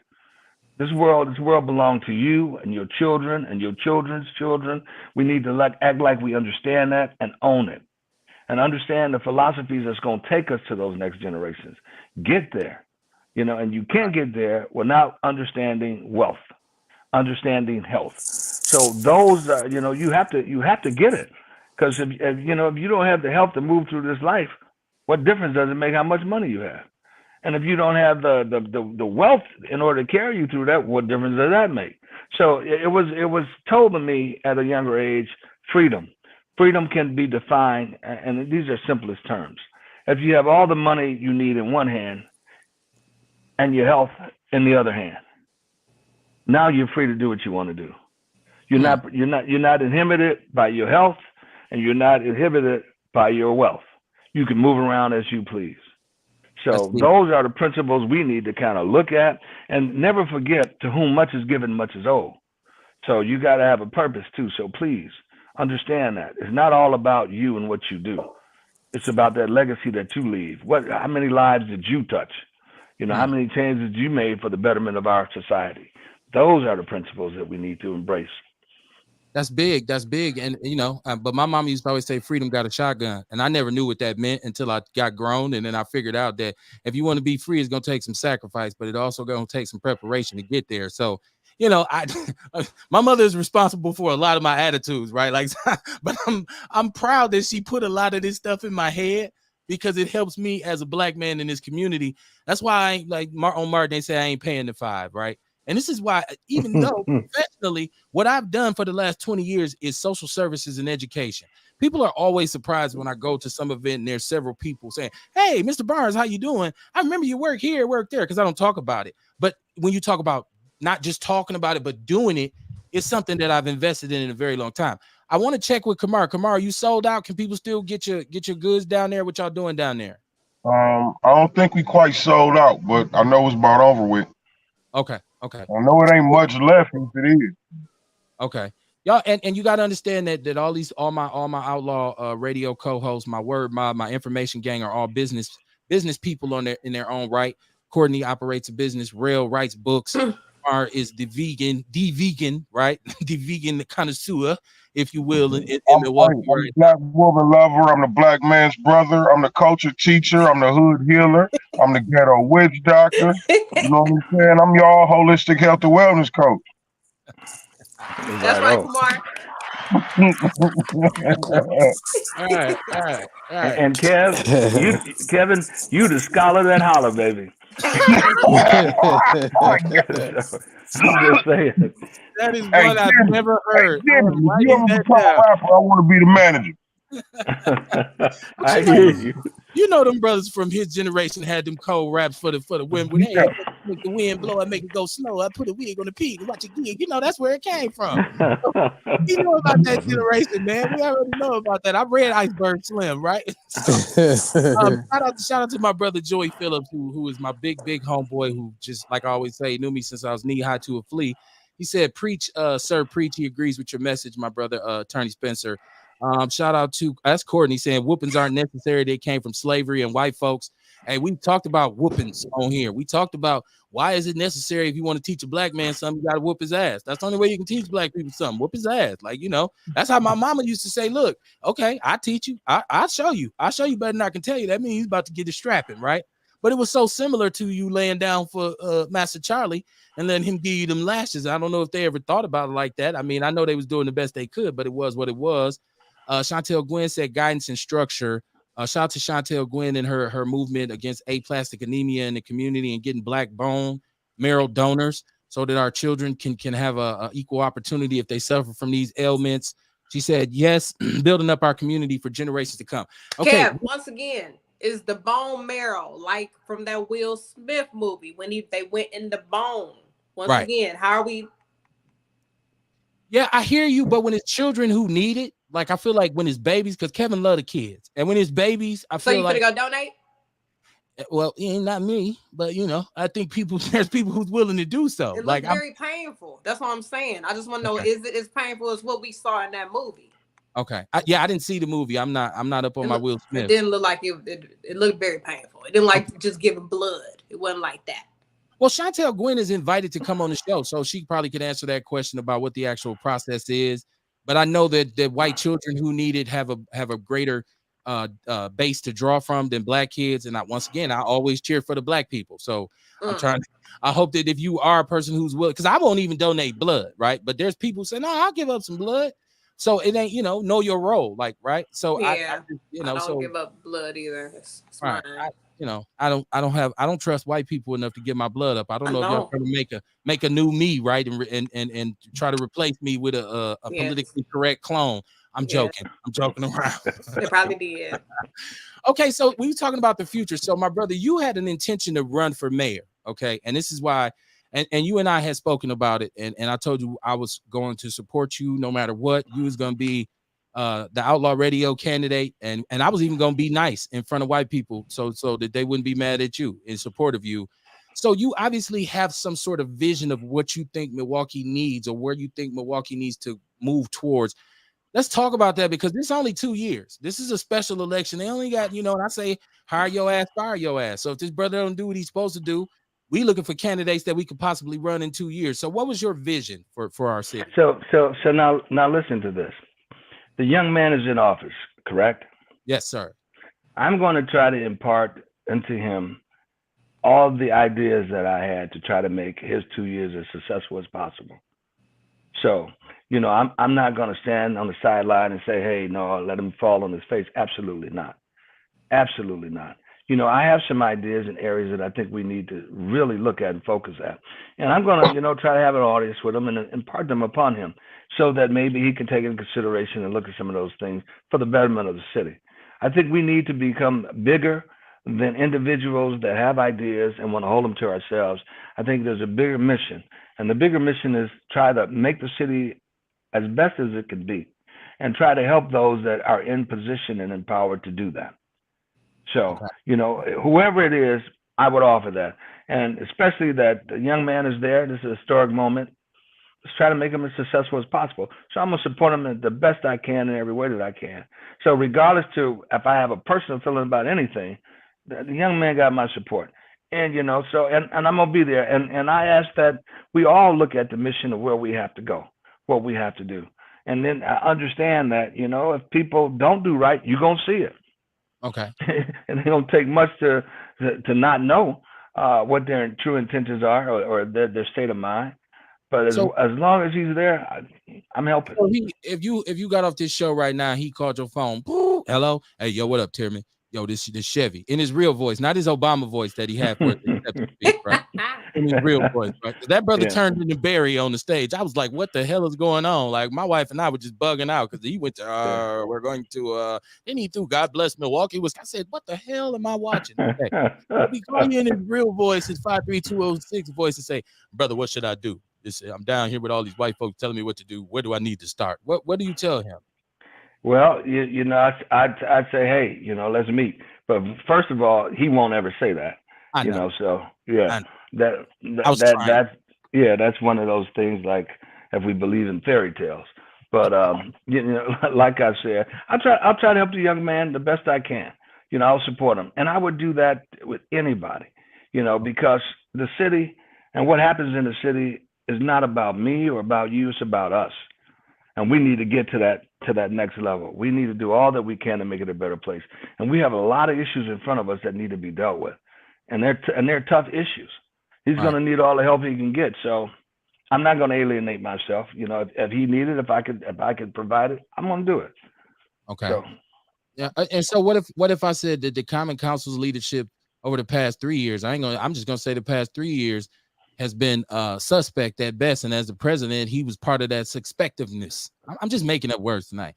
But so I say, okay, what is he going to do as mayor? Because he didn't do anything as a Common Council president. And some people would say that none of them, I'm not talking about small community, cut the ribbon at a community center opening. I'm not talking about that kind of thing. There's little band-aids on bullet wounds you can provide. And then there's outside the box, forward thinking leadership that you can provide. And I don't see a lot of that coming from the Common Council. So people say he was part of that. So what do you think he's going to be better for us as a mayor? So this is why a lot of black people feel like he's just going to be an extension of Barrett. I heard a sister say on a commercial when election day, she said, I like the way Mayor Barrett was running the city. I was like, wow, that was kind of suspect. But so, you know, a lot of people feel like an extension of Barrett, he's going to be counterproductive for black people. I don't really expect you to criticize him, but I just like, let's get an understanding of why people are so down on him saying, man, forget dude, man. Dude ain't going to, and that's why a lot of people didn't vote for him. Even if he is, this is where I am. You know, I'm not going to speculate on what a person will do, but we have to take in consideration what they've shown us. You know, you fooled me once, shame on you. So we have to understand that. But then again, it would be wrong of us not to give a person an opportunity to do different. Now, if they don't do different, you know, that's on them. But again, like I said, it's not going to take a long time for us to see it or to feel it.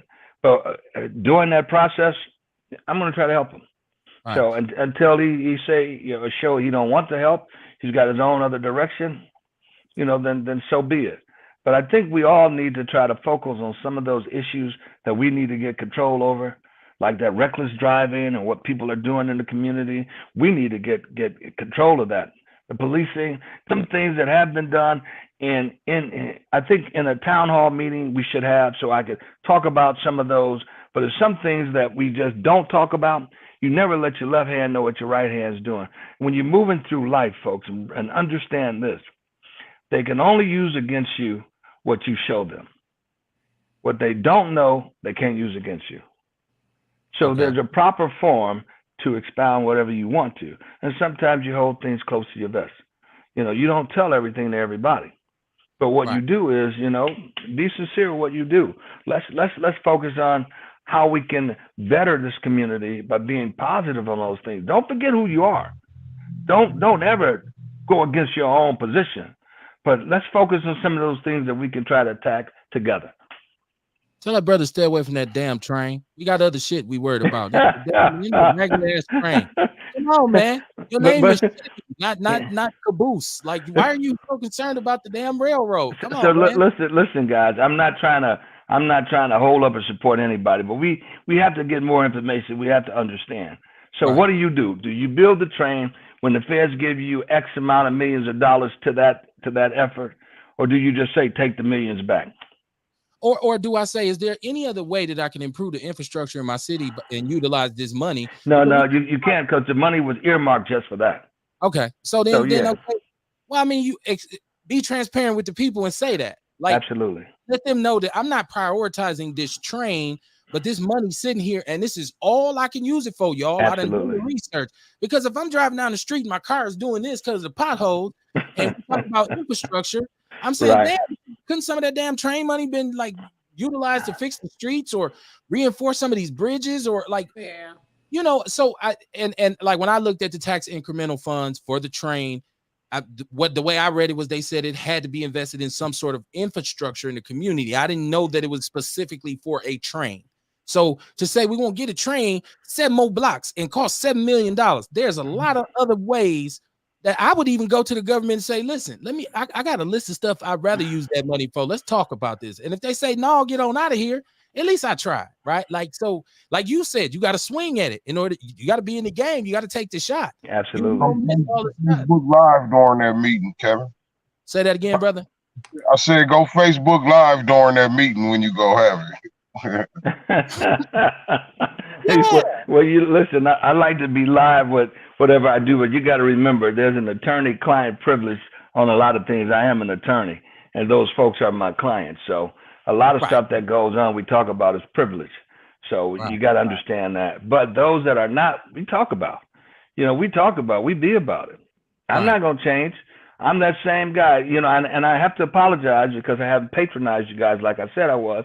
But, you know, let's chalk that up to me being trifling, not being able to get there. But if I could do it by phone and spend the money, I'll do it. Listen, I just said if I could spend the money by phone, I'll do it. You know, I do have a Cash App now. So we all got a Cash App. Let me show my Cash App running across the bottom of the screen with the phone number. Kevin with that damn Cash App again. You know something? I was just gonna say I'm gonna post mine down there. How about it? So I'm slow, but you know I'm trying to get there. I'm trying to get there. Right. I wasn't kidding, y'all. I'm joking. But no, support is support. And I understand that there's certain things with your position. I respect your position. I respect that there's certain things that you don't, for like you said, client privilege and whatnot, and so and some of these people you got to see and work with, and you have to have some sort of productive relationship with them. So that's why I feel like I can say what you ain't supposed to say. That's why I'd be like, they say I'm your Huckleberry, I'll be the one. If something happened with you and you can't say in the press conference, kiss my ass, I'll be on the show that night, like, and kiss Tiermann's ass. Like, you got that right. they ain't gonna say nothing to me. but what I will say is, let us try to focus on those things that we can change. Let's try to work together on the things that we can, and let's focus on that because seriously, our city is in dire needs in a lot of ways, physically speaking, for sure. So if we don't take a more active role in trying to shore it up, I don't think just one individual or new mayor can get it done by itself. I just don't see it. So. That's right. I believe, once again, I believe we need that ass kicking mayor. I believe we need that mayor who's gonna be walking around. And see, I feel like a mayor should say, "Look, I got 4 years because after the shit I'm finna do, they ain't gonna reelect me. White Milwaukee ain't gonna reelect me." Absolutely. So let's do it. With a big stick, and everywhere he go, he need to let it be known. Like they say, once you get the job, I'm in here now. We need Joe Clark. Goddammit, that's what we need. You said who? Joe Clark. Oh my goodness! I thought you said Sheriff Clark. Oh no! I'm about to say this clown. You know how we feel about it. Right. So what we need, we need to be able to call it what it is. Call a spade, and call the other what that is, and move on it. If it's not right, let it be known it's not right. And let's fix it. Let's call it what it is. Let's not color it something else. Because you're trying to get along, forget getting along. Let's get it done. Let's get it corrected. So, Chantel Gwynn has a donor drive that I was talking about on May 21st at the Silver Spring Neighborhood Center. So if you are interested in becoming a donor, they will be having a donor drive. I am trying to, like I said, I'm trying to get the sister on here so she can, talk to the people and inform them about how to get with her. And so I guess my last question, and then I'll let my crew if they have any questions, and I want to respect your time because I know you're a busy man. Tell me this: how can we support you? How can we as Black people show that we support you and that we are proud to have a brother downtown in a position that they have traditionally had a chokehold on? And so when all the negativity that they try to feed in regards to a brother, because once a brother get elected, all kinds of shit start coming. Hey, here is just her stealing, shoplifting in Capitol Court back in '85, and like it'd be like the most obscure shit. Like he kicked a puppy one time. It's like, dude, I was 8. So when we hear this hate, like, how can we show? Because like I said, I believe in intentional solidarity, and I want everybody to know the community supports this brother. So stop it with the false narratives. What can we do to do that for you? Well, first and foremost, you need to understand I didn't come this far to do stupid stuff. So whatever expound, know the difference. Don't get sold on that bull crap because it's not true. Secondly, I'm not going to stay quiet all the time. There are issues that I'm going to have to speak up for. And when I do, I'm going to need your support. I'm going to need you to be there, to get my back when we're trying to make those changes. Because those changes have nothing to do with me or my ego or my position. It has something to do with the betterment of our community and those who are suffering. And I'm trying to make that right. And when you hear them coming after me about something, that's what it's about. So what I need is when you hear it and when I'm out there, get the 411 on what I'm talking about. Get the 411 about it and get behind me. Because it's about trying to save your mother, your grandmother, somebody that can't pay for their medication, forced to do something else, trying to make those changes. So that's it, and understand, I'm never going to forsake who I am for somebody else. I'm going to be me. I'm never going to change my mission for trying to help the people. Okay. I'm taking that to the grave. So. Man, I'm so happy, man. I'm so happy you came on. Like I said, and this ain't your first time.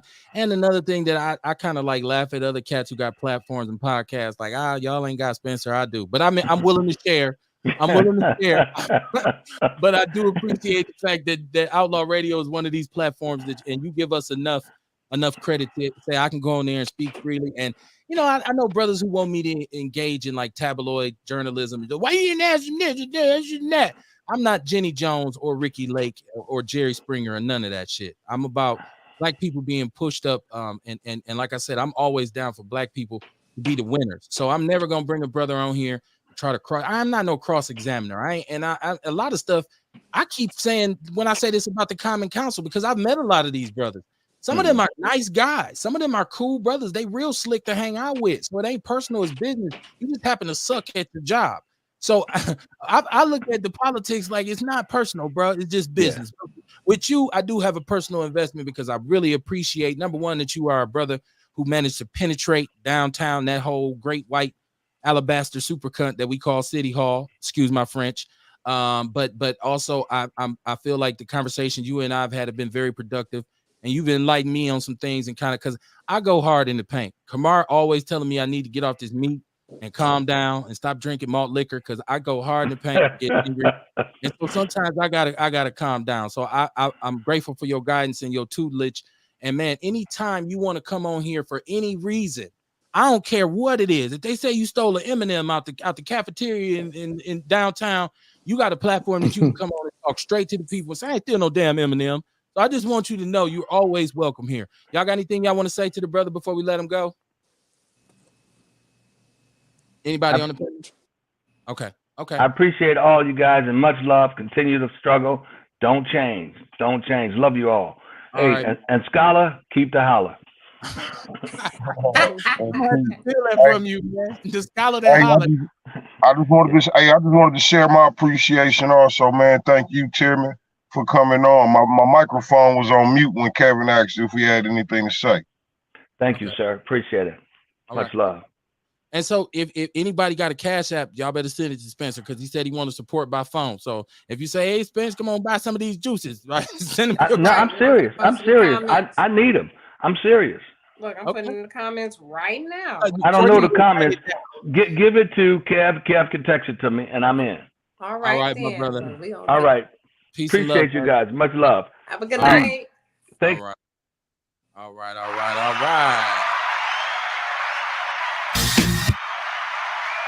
Oh, what button was that, Kev? Play that shit. What was that finna do? Somebody somewhere. Look, I want to see where we was going. Somebody somewhere.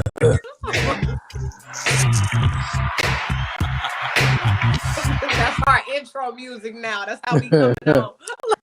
I'm so urban, man. I'm so urban. Listen, we want to finish the show. We got shout out to Tiermann Spencer. I always have a good time.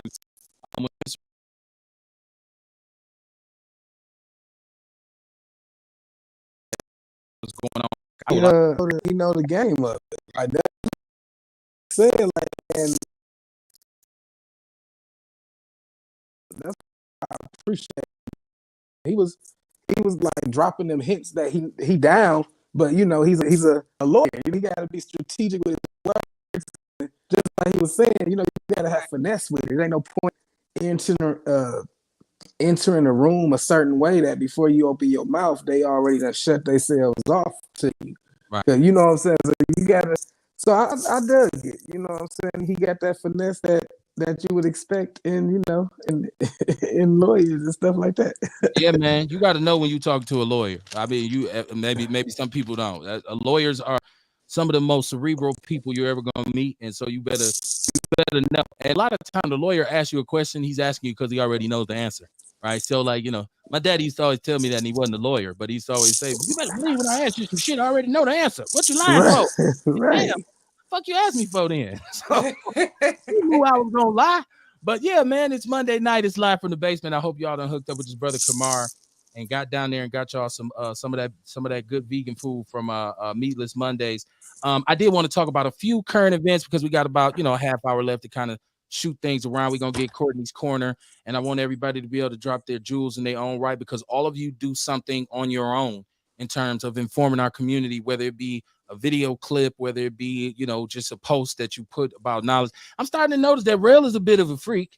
And so Rail be putting up that shit you can't share with your kids. I'm like, damn, Rail. Then you gotta turn your phone in. Y'all be on some wild. Like, Yeah, it crazy. amuses me, fam. It amuses me. I'm sure it amuses a lot of people. I used to call Kamar the freaky vegan. I'm thinking you taking this spot, right? Because Kamar used to be on here like, look, I am down. Hey man, I tell people, I'm just as sexual as I am spiritual, because when done under the right conditions, sex is the highest ritual. So, I think what I try to show people is when you spiritual, you don't have to compartmentalize that shit. You could be just as spiritual when you eating the fucking, you know what I'm saying? Because it's spirituality is just the awareness of the connection that you have to all. You know what I'm saying? So yeah, I try to get people out of their prudeness. I talk about body hair a lot, because I want women who choose not to pluck that shit to know that they all right with me, and they will always be accepted and loved, and how you come is exactly how you gonna come around this motherfucker. Are we talking about a goatee or pubic hair? I'm confused. Pubic hair, body hair, wherever the Lord put it. If Okay. he put it, if he I put didn't it even there, know pubic hair was nappy once upon a time. I heard that on what was that on HBO? One of them black comedy shows. And the he must have snappy said her nappy dugout.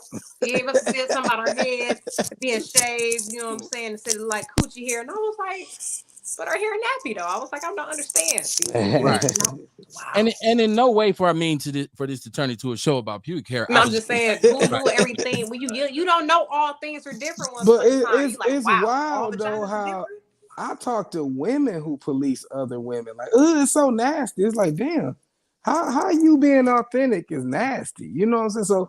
So we got a lot of brainwashing, and I try to shatter motherfuckers' illusions. Well, there's a lot of stigmatism in terms of like black people and sexuality and sex and like because black people have these unwritten rules that we all violate anyways, but we all act like we don't. So I never do I that. I mean, most times, like may just be a me. professional doer of that. So Right. I Right. mean, just me. I'm a '80s baby, and I kind of seen how sexuality was contingent with what rappers said at the time. Like when I was in middle school, you have to fight a motherfucker if you say they masturbate. But then when Juvie said if I was in bed with a bitch and the hoe don't want to fuck like a man, I'm gonna beat my meat and get my fucking nut. Then now everybody talk about, oh yeah, I do. Like people just lie about eating pussy to Lil Wayne, or all kind of stuff. So it's I try to shatter them illusions and let motherfuckers know whatever you like, man, do that shit. So I heard somebody say today they gonna like you, they gonna dislike you anyway. So at least be happy. So right. whatever the fuck it takes for you to be happy, go ahead and do that shit. Yeah. I believe Yes. you got the right to as long as you're willing to deal with whatever repercussions or consequences, whatever you do has. So Right. if you want to be a certain way and be like, I'm just gonna do this, or whatever come with it, you got to deal with it. So if you decide Exactly. something sexually and it is what it is. So, but I kind of eased into that, and it really didn't have nothing to do with where I was going. That just kind of I was looking at one of Rail's stories, and I was like, damn, for real. Um, but there's this brother who I guess he was with a white woman, and he had put out all of this negative information about black people and black women. I am trying. His name was Christian Obumasale or something like that. Boomer said. Abumase, is that Thought what it I was was? just saying what you said. Oh, Said okay. it I was like, fast. right. And he was with a white girl, and he had put out all these crazy messages about black women and black people, and then she murdered him. And so how God black damn. it's like black people, they hold grudges and shit. So so what? Fuck him. So his family is like, well, we need the support of the community. Because at the end of the day, here's a black man who's murdered by a white woman, and he was a teenager. He was in high school when he said that. He didn't know what he was saying. He was unaware. And so we need his solidarity. We need your solidarity. Stand with us against what she did and this kind of thing. But black people still don't like shit. He didn't like us. So You we know Hey, black folks is. so, We like, hey, so he still had the same mindset, obviously, because he was he still was with a with white woman. exactly, Kamar. See, that's why. You He know what I'm never saying? watched Get Out. Like, I mean, shit. Like, I mean, not to make light of the situation, but I mean, like, dude, like, it's just certain shit that I don't know. I was talking to my pops yesterday, like, dog, when I had to run to Bayshore real quick for some shit. And I was like, damn, subconsciously, I must don't like Bayshore, because soon as I hit Bayshore, like my ass clenched. Like I'd be like, let me hurry up and get the fuck up out of here. Like, but I thought about all the times I got pulled over as soon as I went under that motherfucking bridge that like the freeway. As soon as I Yeah. go under 43. So I was like, damn, them cops really achieve what they set out to do, to subconsciously. So you know, when I hear shit like that, because I guess I grew up a certain way, I really can't fathom that. Like, damn, you know, like I he think ain't see these movies. it's okay to be with who you want to be with. Okay, so if you with a white girl and you love that Right, white girl, right. fine and dandy. But one thing you don't have to do is turn a negative light on your own people. You don't have to now talk shit about black women because you have a white To girl, justify what you do. even if Right. you feel like I'm in a better situation than I ever would have been in if I was with a black woman. You can keep that to yourself, because what you're Right. going to find out at the end of the day is a relationship is a relationship is a relationship, which is why I say to people all the time when I hear some women say, yeah, men didn't treat me right, that's why I got me a girlfriend. Well, surprise, surprise, some of these studs is harder on women than some of us brothers is. Yeah. So when you over there getting your ass whooped by her, right, you know, young She-Hulk, Right. Look. I know. Auntie Manny Fresh. God damn. TT Manny Fresh. Right. Right, you broke up with a DeBarge for Manny Fresh. No, Yeah, I know I know. somebody that happened to though. My one of my people, his people, she stopped fucking with dudes and went to a chick, and Oh the chick got shit. to whooping her ass. It's like, damn. Yeah, I know quite a few of them. I mean, Yeah, you know, man. I guess it ain't a man beating up a woman. You know, it's two women fighting. So Yeah. they might be more inclined because it may be viewed a bit differently by society and law type shit. I Yeah, Shout out, guess. domestic Yeah. violence. My shout thing was, I don't know why y'all think y'all getting something different. If these women want to be men anyway, what makes you think they not finna act like a dude and treat? I mean, that is what they're achieving to be as a man. I mean, dudes don't be beating on women. I mean, Hey, like that ain't hey, and then they that don't ain't even know how to be a man. right. Exactly. That You know ain't what I'm saying? Fuck. synonymous with manhood. You know what I'm Exactly. saying? well, So We it's what meditate and talk shit out around here. Like man. it's what I love about Dave Chappelle when he says that got woman of the year, and he said this bitch ain't never had Nairn, period. I thought that was one of the funniest jokes I've ever had. I That's get woman of the crazy. year. Um, shout out to Kwame Barnes. He said, great show tonight. I sure What appreciate up, you. cuz? He's on the YouTube joint. Hey, subscribe to our YouTube page. He Our That's your number. just, he cousin, just left, Kev. he just left Meatless Mondays. No, that's my cousin. Oh, that's your Oh, what? okay. So y'all Yeah. cousins since he got the Barnes, but that's your cousin. So y'all Hey, related. we all cousins, right? You know Fuck how I'm that goes. Oh, talking about. we all, We we all all. kinfolk. right. All y'all from somewhere down south. So You your know he cousin, is. bring one of your old ass aunties around. She'd be like, "That Lula Mae son, ain't it?"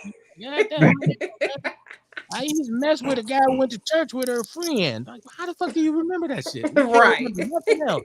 You got a whole depend on, but you know whose son went with who, auntie and cousin back in the days who You know used when to they start getting babysit. dementia, that's what they remember. My granny got dementia. That's where she at right now. She back in them days, fucking with Willie Nelson. Like who? Oh, not Willie Nelson, not why he is smoking Okay, joint. now look, I know his name Willie. She went back. She seeing Johnny and then Willie. And you like, oh, They had him double name Willie Earl and shit. yeah, You Right, that's right, right. right, right. Or them biblical names. Like, what? Your name Ezekiel? What the fuck? know. My name Zacharias. Nigga, what? Yeah. uh, Earl Ingram called She-Hulk Joanna Man. He just as bad as me. Oh man. You a whole transgender swimmer. No, I know. I shouldn't be saying these kinds of things. I've been taught better. He said that was he an African or was he a nigger who changed his name to an African name? I like to believe this brother was really African. I think he was young, he made a mistake. But this is why it's so important that you don't get lost in the sauce. Like under every circumstance or situation you are in, you should absolutely love yourself. I got brothers who got white women and they are still some of the realest brothers I know.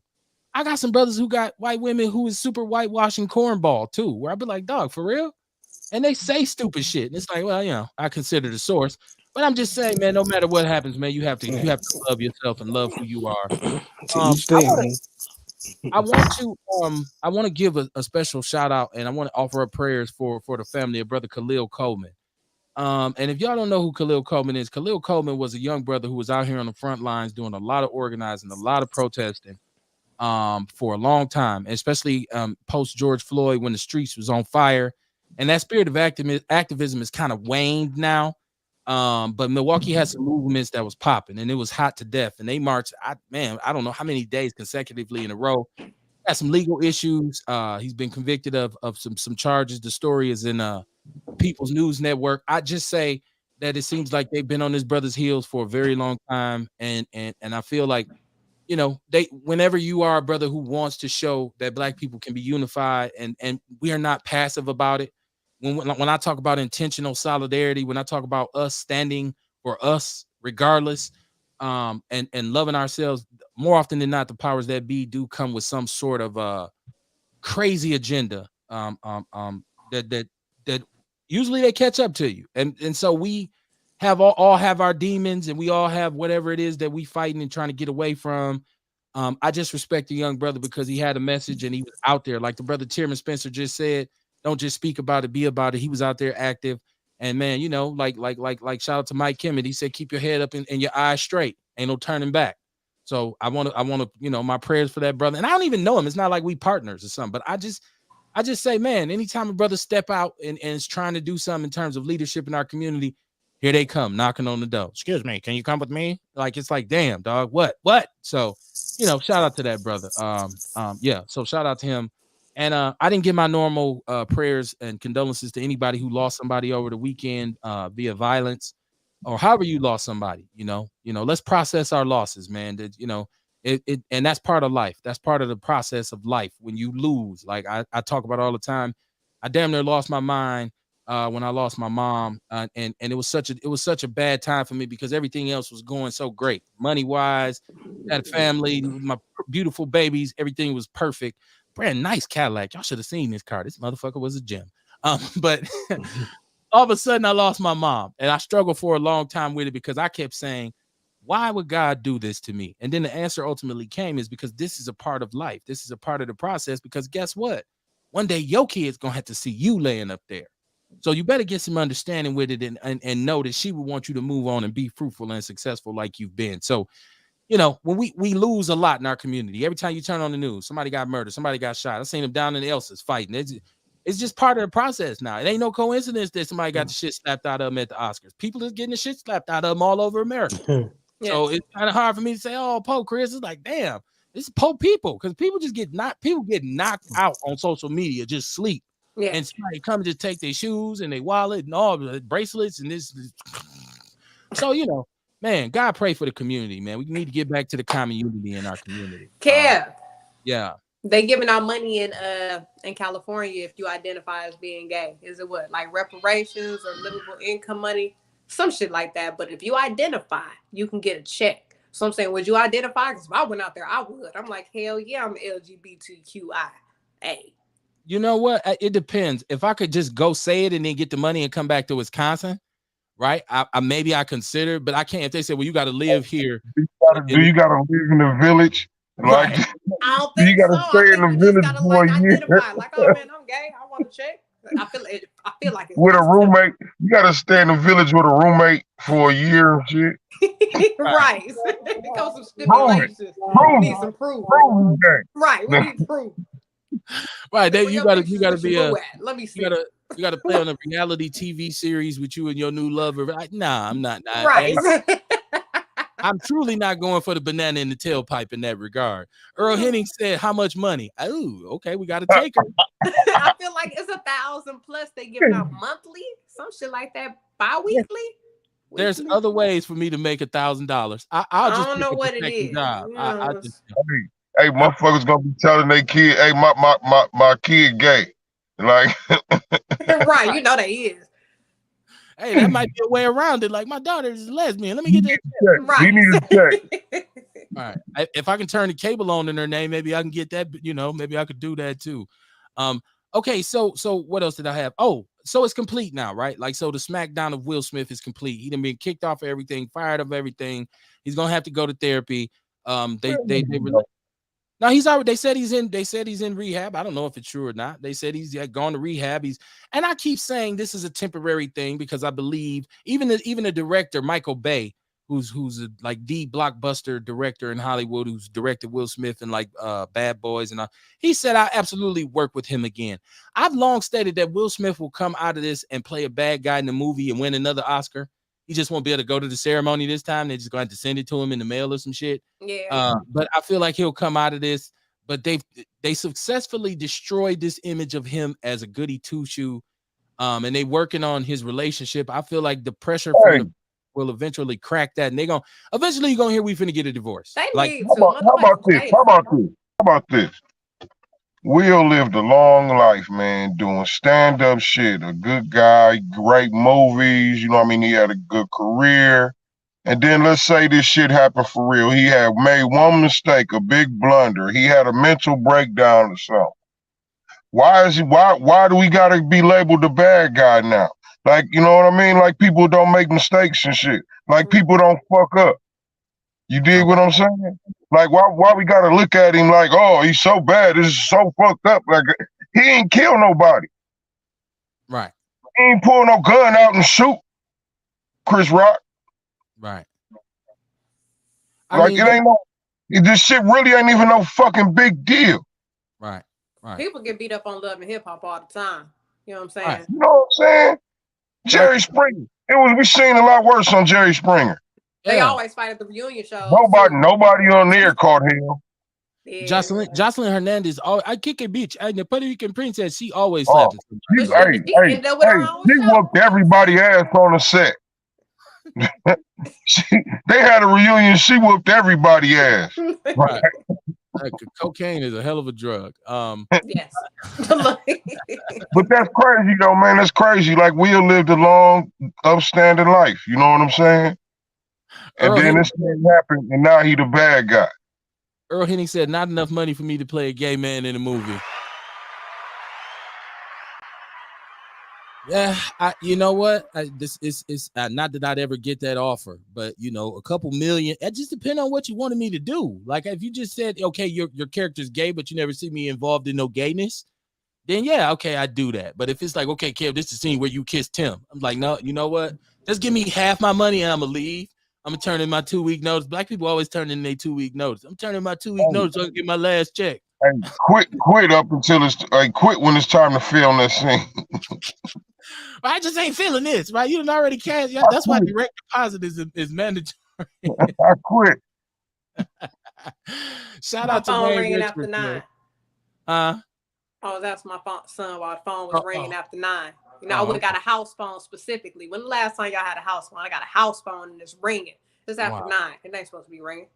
Oh damn! I'm glad you ain't my mom. I had my own phone, so it rang. I used to have my own phone too. You know, that's when you plugged in. He ain't plugged in. See? Oh damn! That's fucked. Wayne Richards. Shout out to Wayne Richards, my homie from the Twin Cities. He said he sets an example, and it was some petty shit. Yeah, it was. And then you seen like T.I. tried it, and they said T.I. actually had to get his girl some money, $1 million, because he proved that he had disrespected her and called her out. Now I don't know if he paid her, but and then I heard he got booed in New York trying to do stand up. So you know, T.I. might be time for you to sit your ass down. T.I. Come on, he needs to. Can we get trap music part 2 or something, like Urban Legend part 2 or something? Like I don't know. He got done. He just got to stop.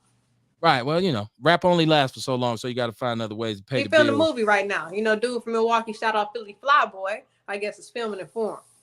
Oh, okay. I see. Yeah, he always posting it in his little Instagram. So yes. Did y'all see the Milwaukee movie Trust No One? Okay. What'd you think about it? I thought it was all right. You know, I like all the low budget movies like that. You know what I'm saying? I like all our movies, but yeah, I thought it was cool. I think it was some stuff that was a little far fetched. Like, you know what I mean? I think Shay Johnson, she has some shitty acting. So is this on YouTube? Is this on Tubi? Where can I see this movie? Tubi, Amazon.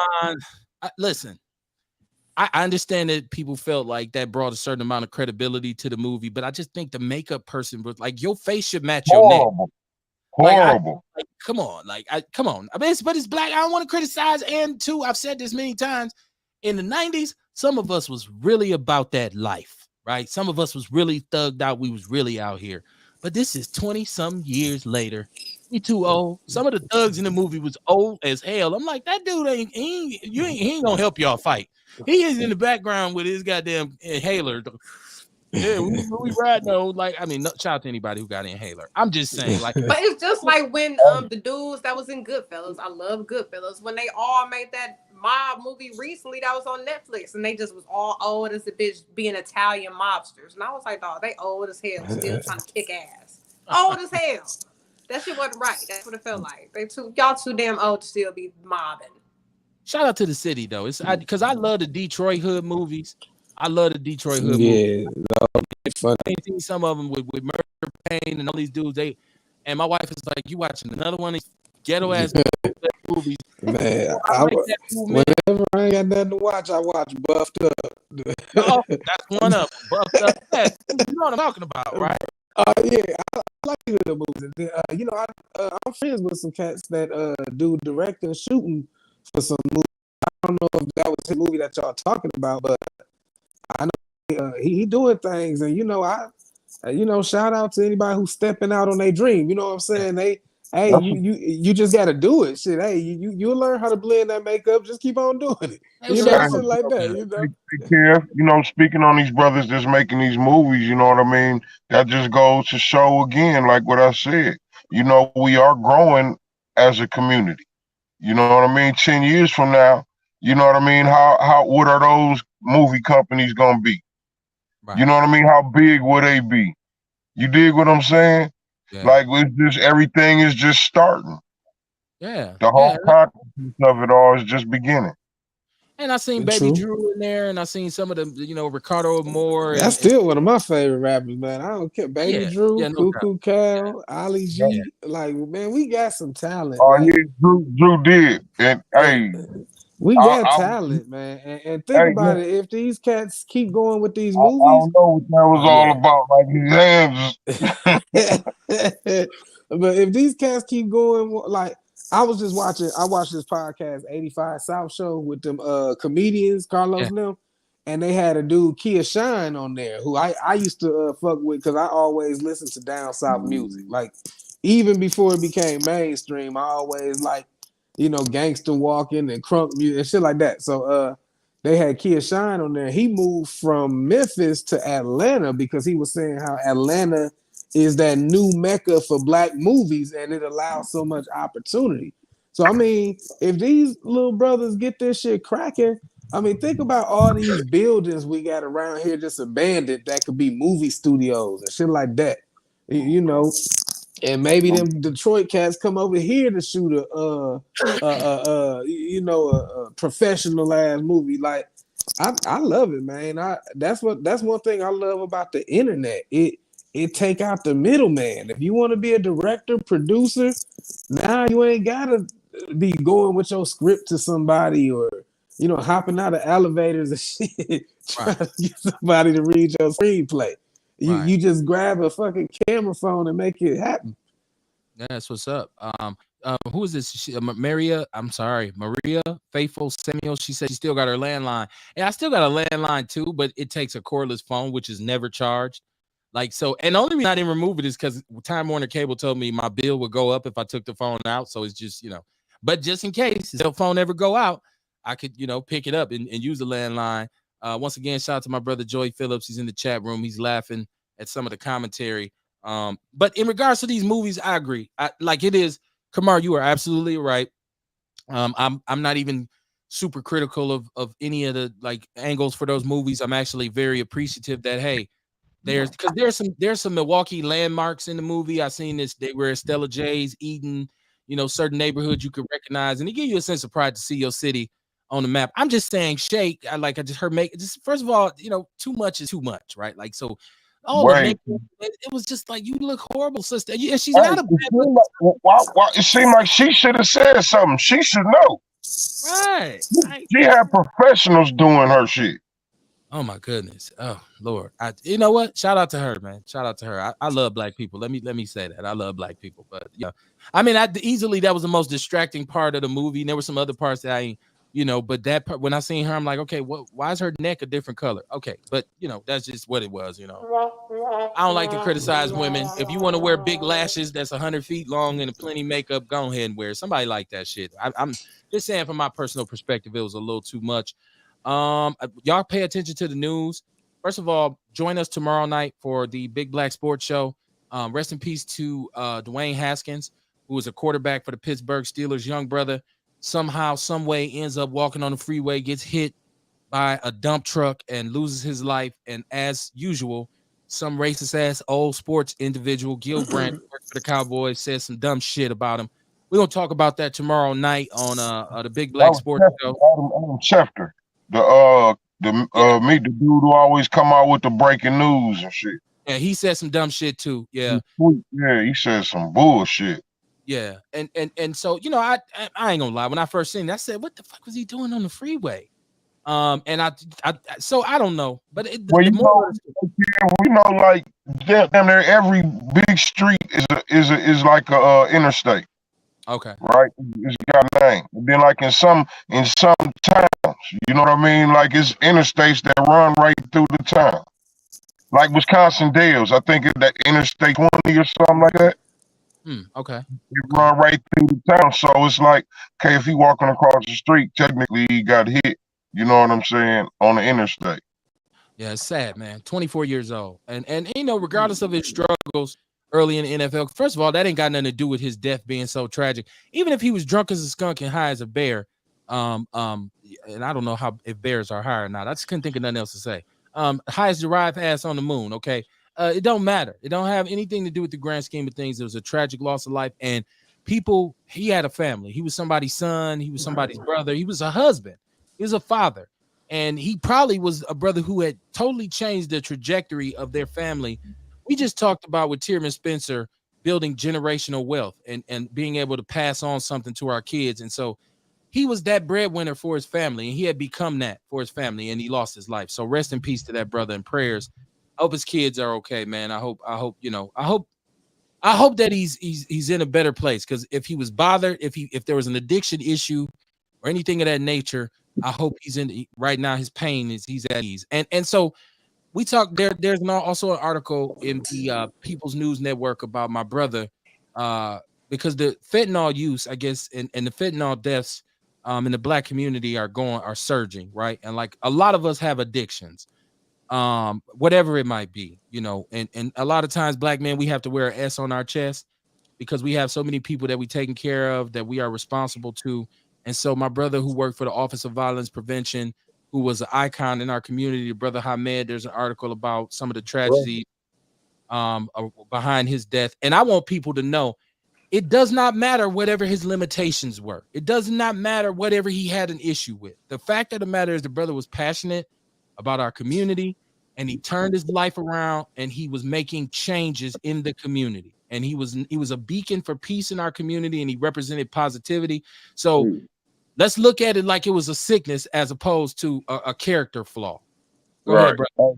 And shout out to the brother Hamid too, man. Cause see, Kev quiet as is kept. You know, if it wasn't for Hamid, we wouldn't have had that show with 414 Life that night. Remember? I remember how you called me that morning, and we had that long talk and got everything ironed out, and we was able to have that show. He was on that show briefly. I think he had he came in and he had to leave. He was on there. Yeah, he was definitely on there. I was just saying, you know, because they wasn't gonna do it. Remember? Yeah, I remember. Yeah, and then he came on and they wound up doing it. Yeah, I remember, man. Rest in peace. Yeah, tremendous loss for our community. Okay, so we want to close. I want to give and Courtney had to tap out, but I want to give my word mob outlaws a chance to represent for themselves and tell you how you can get some of their products or whatever it is. So Rail, let's talk about the books. Let's drop some jewels. What's your latest and greatest post that you done put up? The floor is yours. You know, I don't know what I posted, but I do got some of my books, man. So 12 steps to becoming your own dope. You know, how to get your take more mindfulness of where you put your attention, because your attention influences your perception influences your feelings, and your feelings influence your behavior. So if you want to change your life, you got to first start with changing your thinking. So That's my book, 12 Steps to Becoming Your Own Dope, available on Amazon. Then I got my gratitude journal. I re-upped on some more of these. These also on Amazon, the Multidimensional Mindset Gratitude Journal. I slid down on one of my friends. He do my shirts because I make shirts or design shirts and he print them out. So I gave him a journal and he asked me if I'd be open to like holding like support groups. Because the journal, it looks kind of like a workbook on the inside. Like, it got like coloring books and they got like little gratitude prompts and stuff and gratitude quotes. So he was like, him personally, he can't see himself doing it on his own, but he said he would be more inclined to do it like as a group, like a support group, come together, talk about what you're grateful for and things like that. So he got my wheels turning on that. He want to actually do a brunch where I just speak on the benefits of mental health in the Black community and just tools and resources of things that the average person can do at home to take charge of their mental health. All right, man. And make sure you let us know what's up with that, because Kamara will be an excellent person to hook up with that. I believe a lot of knowledge can be distributed via that collaboration. Most definitely, I'm so down. much because I'll be off the chain, but Kamara's in a much better place spiritually. So you have me up there, I'll be talking about, hey man, you gotta put that shit in the bowl and smoke it, man. And you English. Hey, it has its benefits and medicinal properties. Kamar, you did Meatless Mondays, another edition of Meatless Mondays. What you got going on this week? I just want you to talk to the people. Got the blackout going down Saturday at the Sherman Phoenix. It's every third Saturday of the month. You can find me at the Phoenix for sure. Otherwise, you catch me there at any other given Saturday. Ain't no telling. All right. Well, this is what I want y'all to do. Follow everybody on the show. Support Tiermann Spencer. Get some vitality. Buy one of Rail's books. Support Outlaw Radio. Hit that Cash App. Run across the bottom of the screen. Leave a comment. Share the show. It's a bunch of different ways you can support our movement. Like I said, we'll be back tomorrow night for the Big Black Sports Show. I'll be back on Wednesday for another edition of Outlaw Radio, and then Outlaw Nation on Thursday, which was off the chain last Thursday night. Woo-wee! Shout out to everybody, man. We had a great time on Outlaw Nation, man. It was a dope show. The chat room was off the chain. I got phone calls. Man, the support was just ridiculous, man. I really appreciate it, man, because regardless of all the shit I talk, if it wasn't nobody willing to listen to it, I'm talking to myself. I think it's very important that we exercise intentional solidarity. We need to show. It ain't just enough for us to say it. We need to show these people, show this world that we as Black people are committed to doing us and fixing our issues. We don't want no handouts. We don't want you to give us a goddamn thing. All we want is equal opportunity as everybody else. And once we start achieving, don't come in and try to tear the house down. That's all we ask for. Because don't get me wrong. I said that about Black Wall Street, and I fucking meant it. Anytime we accumulate wealth like that ever again, we're going to have a rifle brigade. So you better come in with some airplanes because ain't shit happening on land. Pew, pew, pew. I mean that when I say that. And I'm a Black man who believes in the right to bear arms. And I'm a responsible gun owner. I'm also a very efficient gun owner, meaning I know how to operate it. I know how to field strip it. I know all the aspects of it. So I'm just saying, don't make me do what I don't want to do to you by violating my space. At the end of the day, man, you're either with us or you're against us. The time is out for you to be talking and straddling the fence and talking all out the side of your neck and trying to run game over here and trying to be a professional politician when you really are just a person that's really selfish and trying to gain power and wealth for yourself while the people suffer. You got to remember that if you are an elected official, you work for the people. You don't work for them goddamn special interest groups that got you hired and those lobbyists. I know they kick the bread to you, but once you got the job, you got the job. In the words of Spike Lee, do the right thing. Because one thing we know for sure, and that is, if your criticism of the Black community outweighs your contribution, your ass is a coon. I will see y'all tomorrow night for the Big Black Sports Show, and we'll be back here again on Wednesday night for Outlaw Radio. It is what it is. Peace and love.